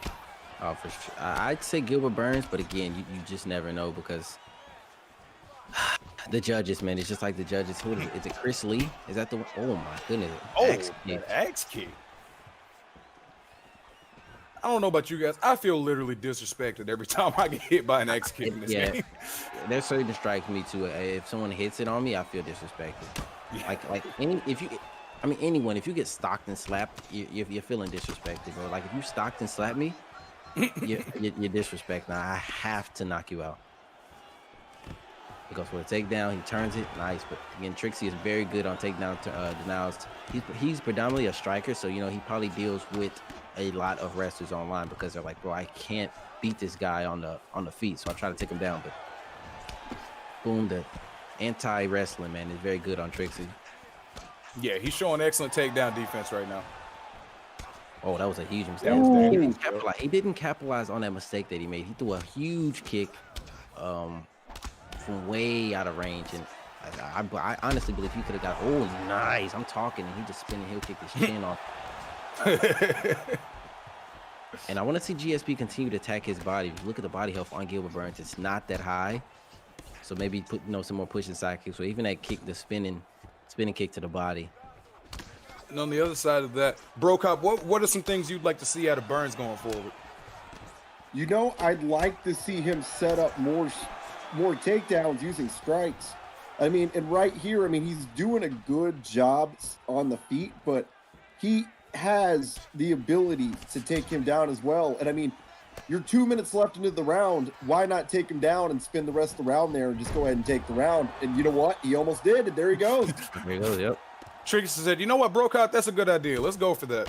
I think Trixie will take the fight to the ground. I mean, he's wrestled me a few times. Trixie, his ground game isn't trash. He has very good ground game, so I'm not surprised he's taking it to the ground. I mean, on top of that, he's Gilbert Burns. Like, I understand he's GSP, but GSP isn't that great off his back. GSP is, you know, God mode on top, but off his back, he isn't all that great. Yeah, Michael Chandler seems to also suffer from that same, like, on top, he's fantastic, but when you get him on his back, Yep. I mean, that's a lot of wrestlers. Even as far as going with the Habib, he's not that great off his back. You go to the guard, what does Habib have? He doesn't have great submission with the triangle chokes and things like that. And like, think about it if you go against a Tony. Beautiful slip right there. Yeah, exactly. Tony and Diaz can do all kinds of nonsense from the bottom. They've got, you know, all their regular submissions. They could also take you into rubber guard and start trying to bust out omoplatas and go-go platas. Oh my, he hit him with another axe kick. Axe kick. Spin heel kick is coming. Oh, no. The axe kick followed by the 1-2 head kick. So much disrespect. Oh Man, GSP took that round right there. What a Oh, way. yeah. And what happened was, I don't know if you guys seen it, but he tried to duck. He ducked and the cross still hit him, and then he stopped ducking, and then the high kick landed. If he would have, you know, just let the cross hit his block and then ducked the head kick, he possibly got a flash KO right there. Beautiful body lock there, but it gets denied somehow. And he immediately goes for another transition. Yeah, And the if he has to, takedown defense of Trixie. there you go. I was just about to say it. Oh, here we go. The walk around into the Oh, cage. this is it right here. Let's see what the submission offense though. It's a little static on the GSP submission is offense, getting while the out, though. defense is a bit slow. Yeah, he's gonna get out of this. He's gonna get out of The this. red bar is climbing pretty fast. And GSP is out. And I wouldn't have been. I mean, a lot of guys like to do that and put the fight, you know, put him on the cage. But sometimes I like to go into where I pull him down into the guard for the guillotine. That way, if he gets out, he's still on the ground where I want to be. Especially if I'm going to get someone that's like a striker. Yeah, and he had the opportunity to go for it there at the end, but, you know, maybe he just wanted to keep the fight standing. Maybe he just didn't see it in time. Who knows? Oh, but it gets a rubber guard. And then GSP also has the transition where he can go up. And a lot of guys will do it. Oh, nice. To get it? Oh, no, he still got it. I would have looked to defend that. Well, hello? Huh? It's like, all right, I'm out of it. Let's go back down. Huh? Beautiful reversal right there. Yeah, now Gilbert Burns is on top. Let's see what he does. Does Gilbert Burns have the omoplata? That's like one of the strongest submissions as well on top mount. I think he does. I'm not entirely sure. I think He he does denied have the transition. go-go. Go for the oh, it's a go-go plata? Yeah, it's the go-go from the top. Oh, okay. Well, Yeah, Gogo is always going to be the neck. Oma is always going to be the arm. oh my And he might goodness, not need moving either on. of them, though, if he can just keep the ground and pound going. This might be it, man. Oh, here he goes. Does he have it? What's he gonna go for? He shot to mount. Yeah, I'm not sure why he didn't try to take advantage of submissions. I mean, man, he back into the Oh, feet. no. Went way too hard for that, man. Nice. Yeah, man. Ooh, nice overhand. I wanted to see him try to utilize some sort of submission, because I mean, we could be going into this 1-1. 100% GSP won that last round. Yeah, no doubt. No doubt. The first one's kind of up in the air, honestly. I mean, we could possibly, there's a very real possibility we're looking at GSP up 2 rounds, and that's a great way to put a stamp on this one. But Burns yeah, is in real danger here. Go ahead. I mean, I was gonna say, you know, sometimes when you play games and you're so into it, I mean, even fighters do it in real life. They forget what round they're in, and you forget that, okay, did I win that round? You don't even know unless you have a real dominant round. You don't really remember if you won a round, and sometimes you'll dominate a round and don't remember if you won or not. So maybe these guys, you know, he feels like, okay, no, I'm good, and really you're not good. You're losing right now. Exactly. Well, we've got 15 seconds left in this fight. Who's going to be able to pull it out? Oh, GSP almost made a huge mistake. Yeah, he tried to go for another one of those spinning wheel kicks. That was almost a fatal mistake. Yeah, and this match, I believe GSP won to round 2 and round 3 for sure. I mean, he got knocked down, so I'd say GSP won this. We'll see if they're going to give us the full decision. 30-27, Oh, 29-28, 29-28, for the winner by unanimous decision. yep, unanimous. And they didn't even let him say the name, but I'm Right. assuming GSP. Yep, yeah, GSP for sure. I expected that. Alright. I expected that win from GSP because with the knockdowns, but That was a you know, great you way to got capitalize on the showcase by Dirty Dave. it be I mean, these that was matches, man. It be these matches, and I'm telling you, you go back and watch them, and you hate it. You're like, bro, what was I doing? Why didn't I take advantage? Why didn't I do this? Why didn't I do that? And that's the part of the game. You learn from your mistakes, and if you don't learn from them, if you don't go back, like every single one of my ESFL matches, I go back and watch them, whether I want to or not. I go back and watch them and review and realize the mistakes that I made, and I capitalize from them. That way, you don't make the mistake again. And hopefully Trixie can go back and do that because that fight, I mean, it was in his hands. On top of that, Trixie is very good on the ground and he had his opportunities to go for submissions. So all in all, just go back, recoup, and game film and come back, man. I'm pretty sure Trixie will be back.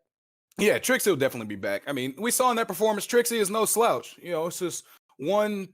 I don't even know if you could necessarily call it a mistake, but you almost have to. But one mistake is really all it takes at this level, and then it's so hard to get back on the other side of that mistake. But this is gonna be a good one right here. yeah, moving right along.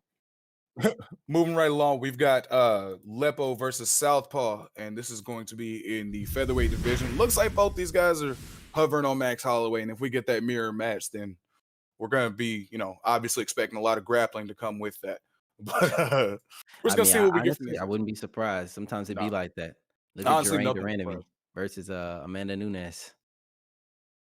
Exactly. Two predominant strikers, but Amanda Nunes said, "Nah, I'm good on that striking." It's mixed martial arts, you gotta find something in there. So we're just gonna see what these guys end up hovering over, what they end up locking in with. Right now it's the max mirror, so hopefully we don't get this mirror match personally. But I was gonna say there's a mirror match, a big part of me is hoping they don't. I thoroughly hate mirror matches. I'm glad it's not just me, but they're not here to please us. They're here to fight. So to that end, they both grabbed Max Holloway and we're on to business. I mean, I strongly dislike the mirror matches, but I mean, if I respect him, mirroring the Max Holloway pick because it's it's a real big disadvantage unless you're using some sort of strong wrestler. Otherwise, if you use a striker, you put yourself at a real big disadvantage. I mean, Connor can kinda, but man, Maxton got to the point where he don't even care about Connor no more. Like, and it used to be reversed. It used to be Conor McGregor used to dominate Max. Now it's Max dominating Conor McGregor in the featherweight division. Man, both of these guys just going back and forth, teeing off. Exactly. Ooh. Minus 1-3 there.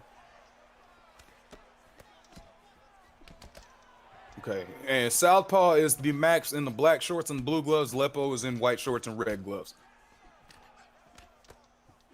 Both of these guys, just my turn. It's a seesaw battle essentially. Yeah. One goes first, and the other one goes next. We're gonna see who's gonna be the first one to break that, because a lot of times, whenever you fall into that my turn, your turn flow, it's almost like the first one to strike is gonna be the one that wins that almost every time. We're gonna see, like I said, who switches up the flow, switches up their targets, and right now it's Lepo going to the body, mixing in some of that beautiful body work. Oh. But those are some nice right hands coming back by Southpaw. Then came right back with the 1-2. There goes a rock. Oh, there's the first rock. And I'd like to see him go to the body. A lot of guys with now the meta is like when you get rocked, hold high block and just start wiggling your stick because for some reason you just dodge everything. But if they wiggle their stick, you're like if they're holding their high block and moving their head, their body is extremely vulnerable. So all it takes is one hook to the body and they could get a possible rock. And then their head is already destroyed. So and then their body's destroyed, and you just mix them up from there. So just a heads up in the future in you guys' ranked matches or even in a ESFL. When you rock their head, if you rock on the first time and you try to break their block and knock them out.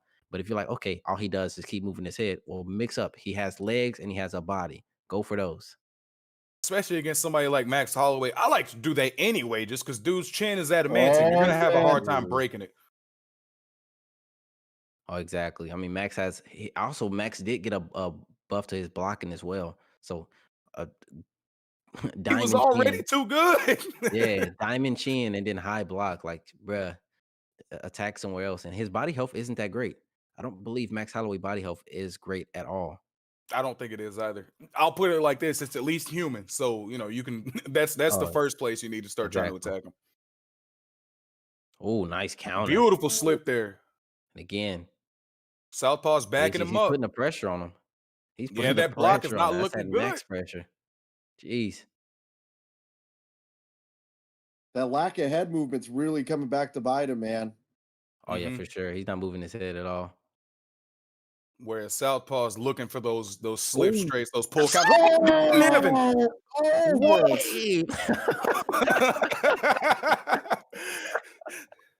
Whoa! Oh my goodness. Okay, where do we start? Wow. So yeah, he whiffed pretty good on that spinning kick, and then that was it. Like I want to see the replay. Yeah, let's take another look at that. Oh my goodness. And look, his freaking leg went over his head somehow. Watch, hold on. I mean, it's slumped. Oh my goodness.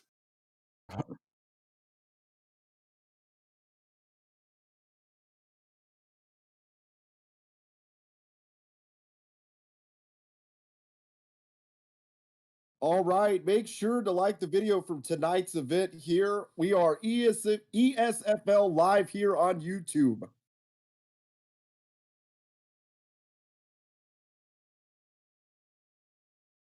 Okay, and if you can give us just a moment to get back to our main event, we're going to take a slight intermission. We'll be right back with more action. Stay right here.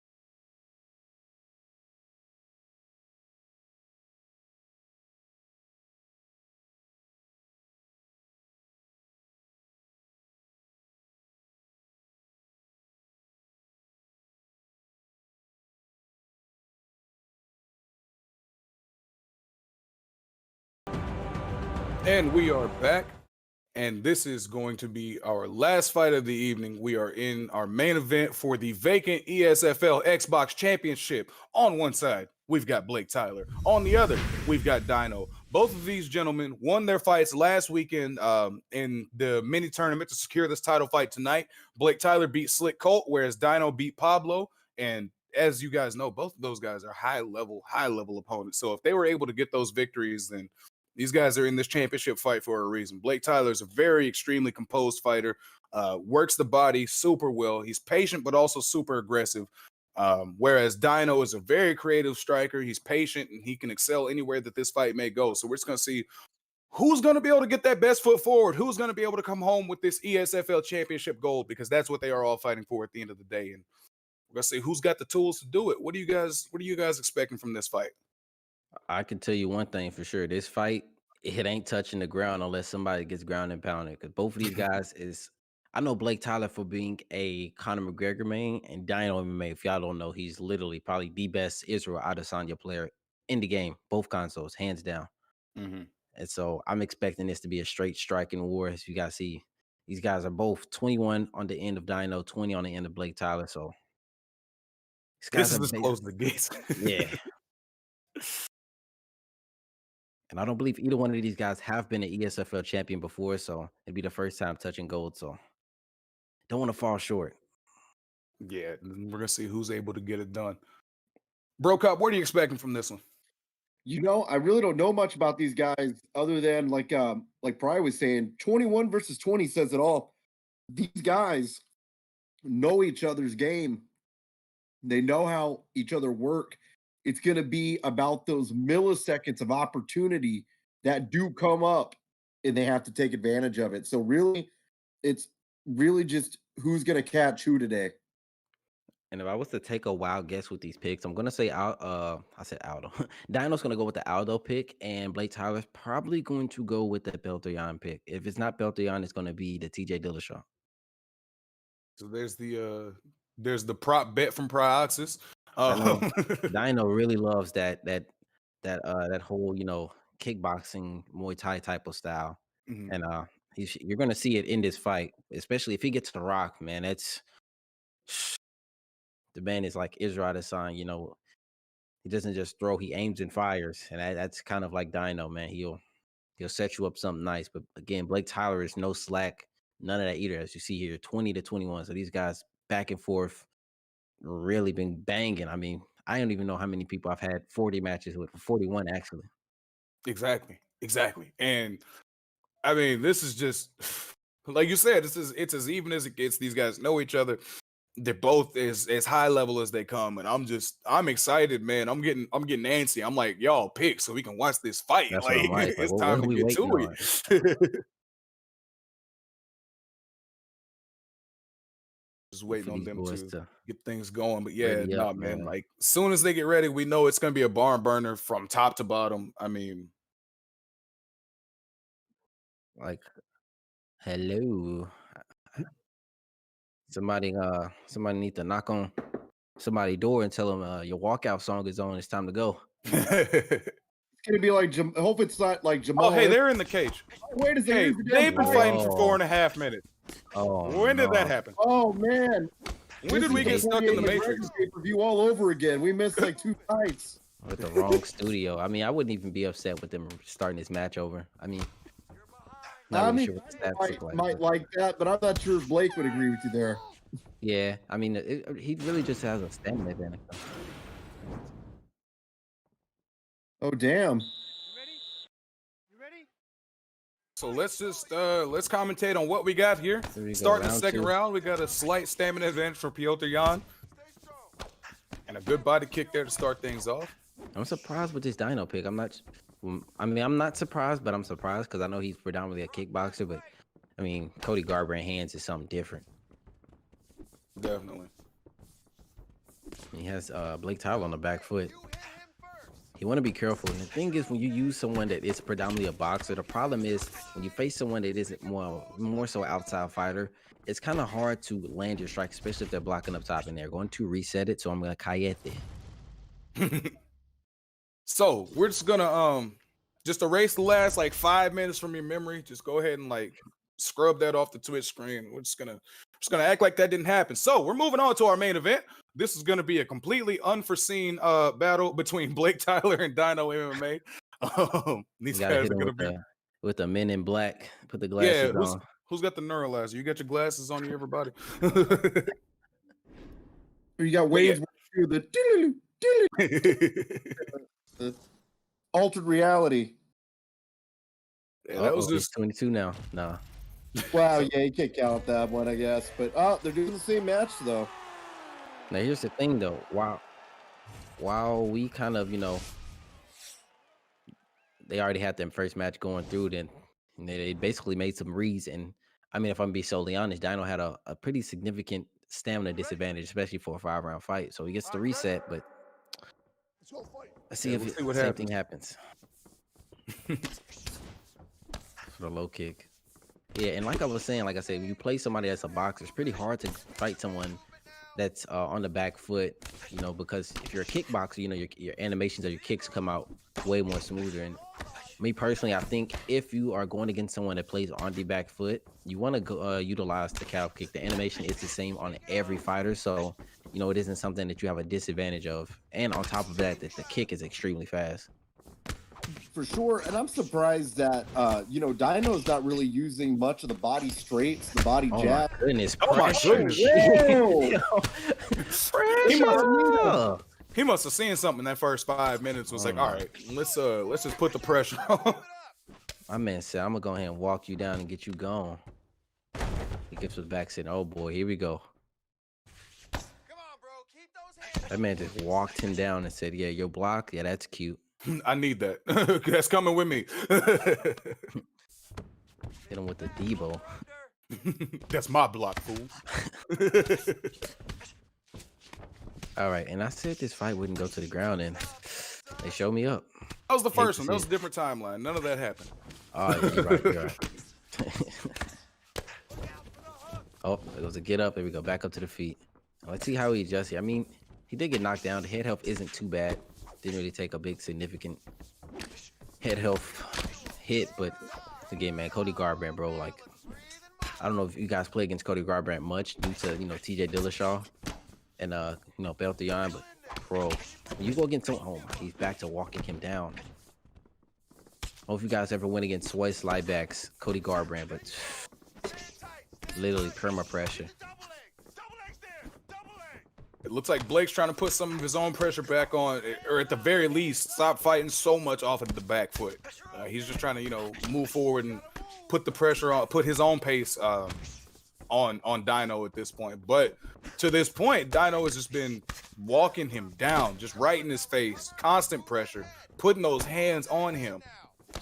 And there isn't much head movement, you know, and again, it's a 5-round fight. Look at the block of, oh my goodness.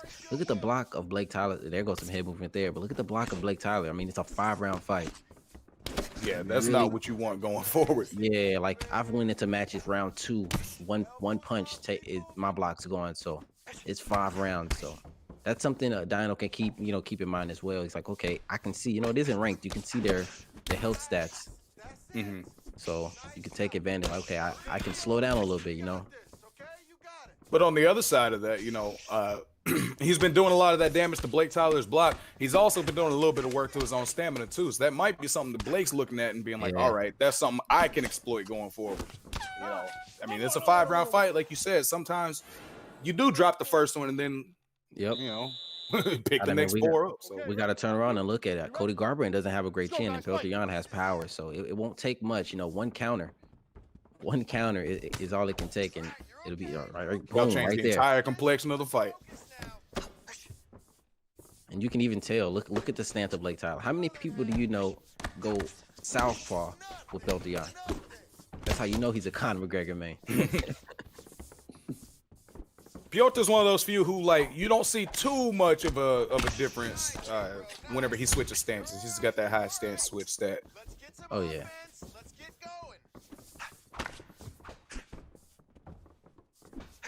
Trying to find the range on that hook, can't quite get it. Beautiful counter. That's his second slip cross that he landed there. So Dino might want to be watching out for that. Maybe throw a jab followed by the jab feint followed by a lead hook, or you know, maybe even a rear hook. There goes again. He landed on him again. You see that the eyes are literally turning.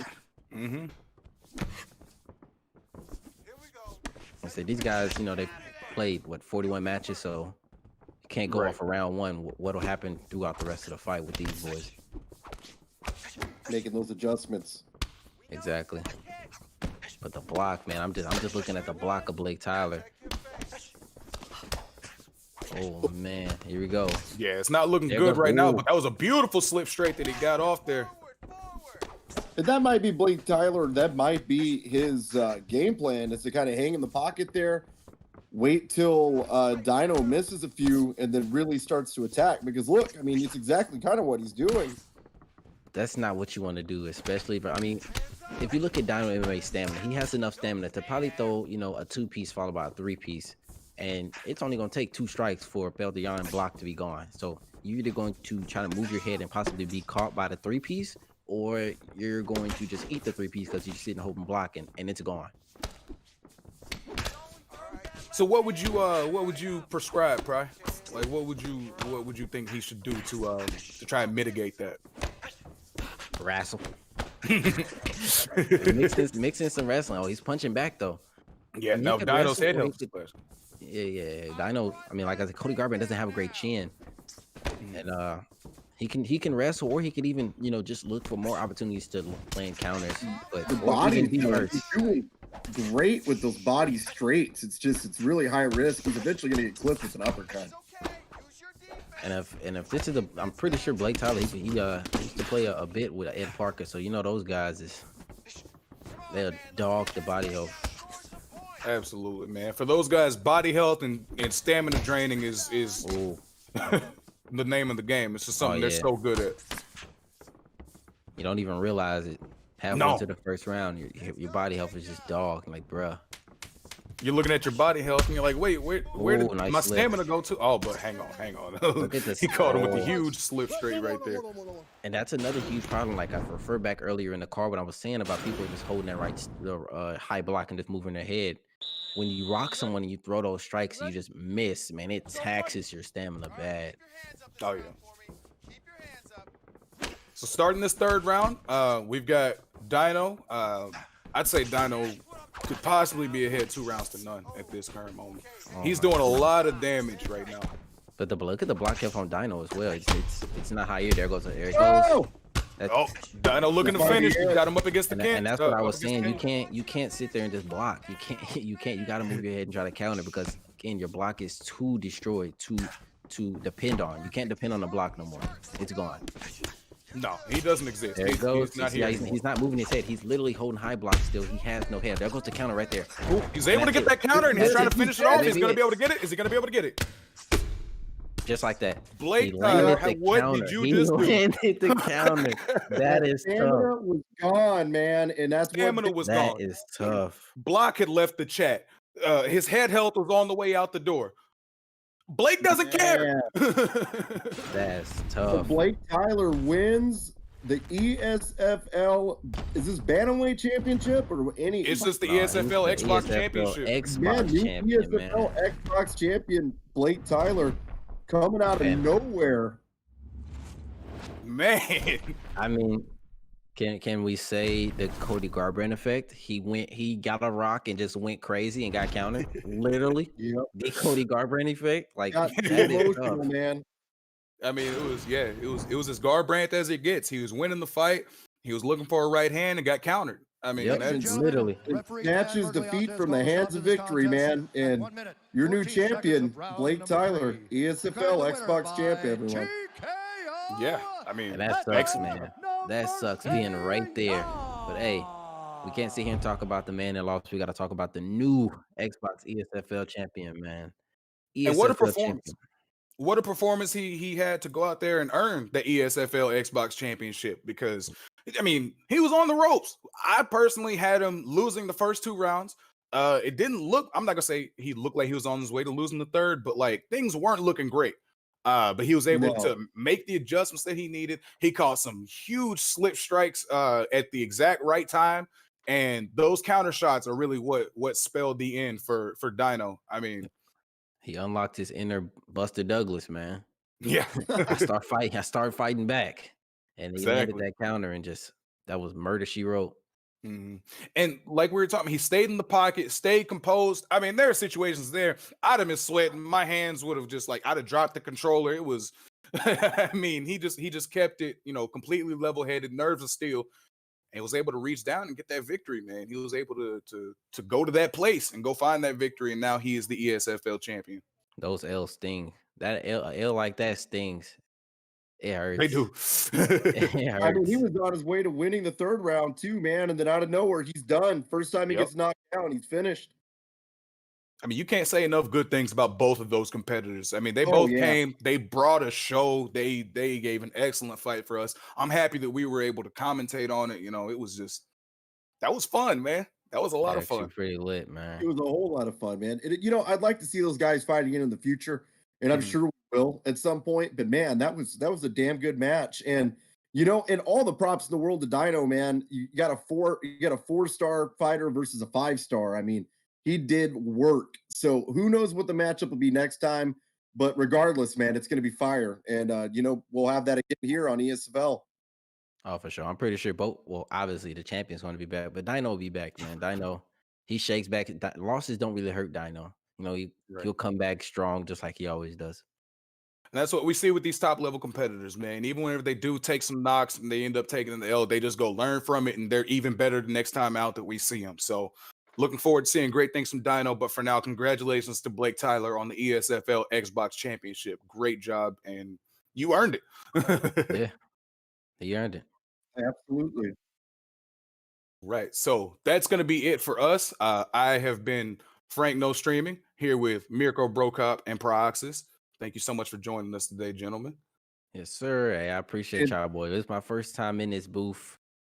It was actually pretty lit, man. It's better to be here. Like they say in real life, it's better to be here than in that octagon, man. I appreciate y'all. Hope I satisfied you guys out there. Because I had fun personally. I mean, I enjoyed that. everybody out there watching tonight, remember, tune in, keep up with this, subscribe on ESFL on YouTube. That is Esports Fighting League. And like I said, we're actually here every Sunday for the foreseeable future. So just subscribe, keep an eye out, and we'll see you again soon. Yes, sir.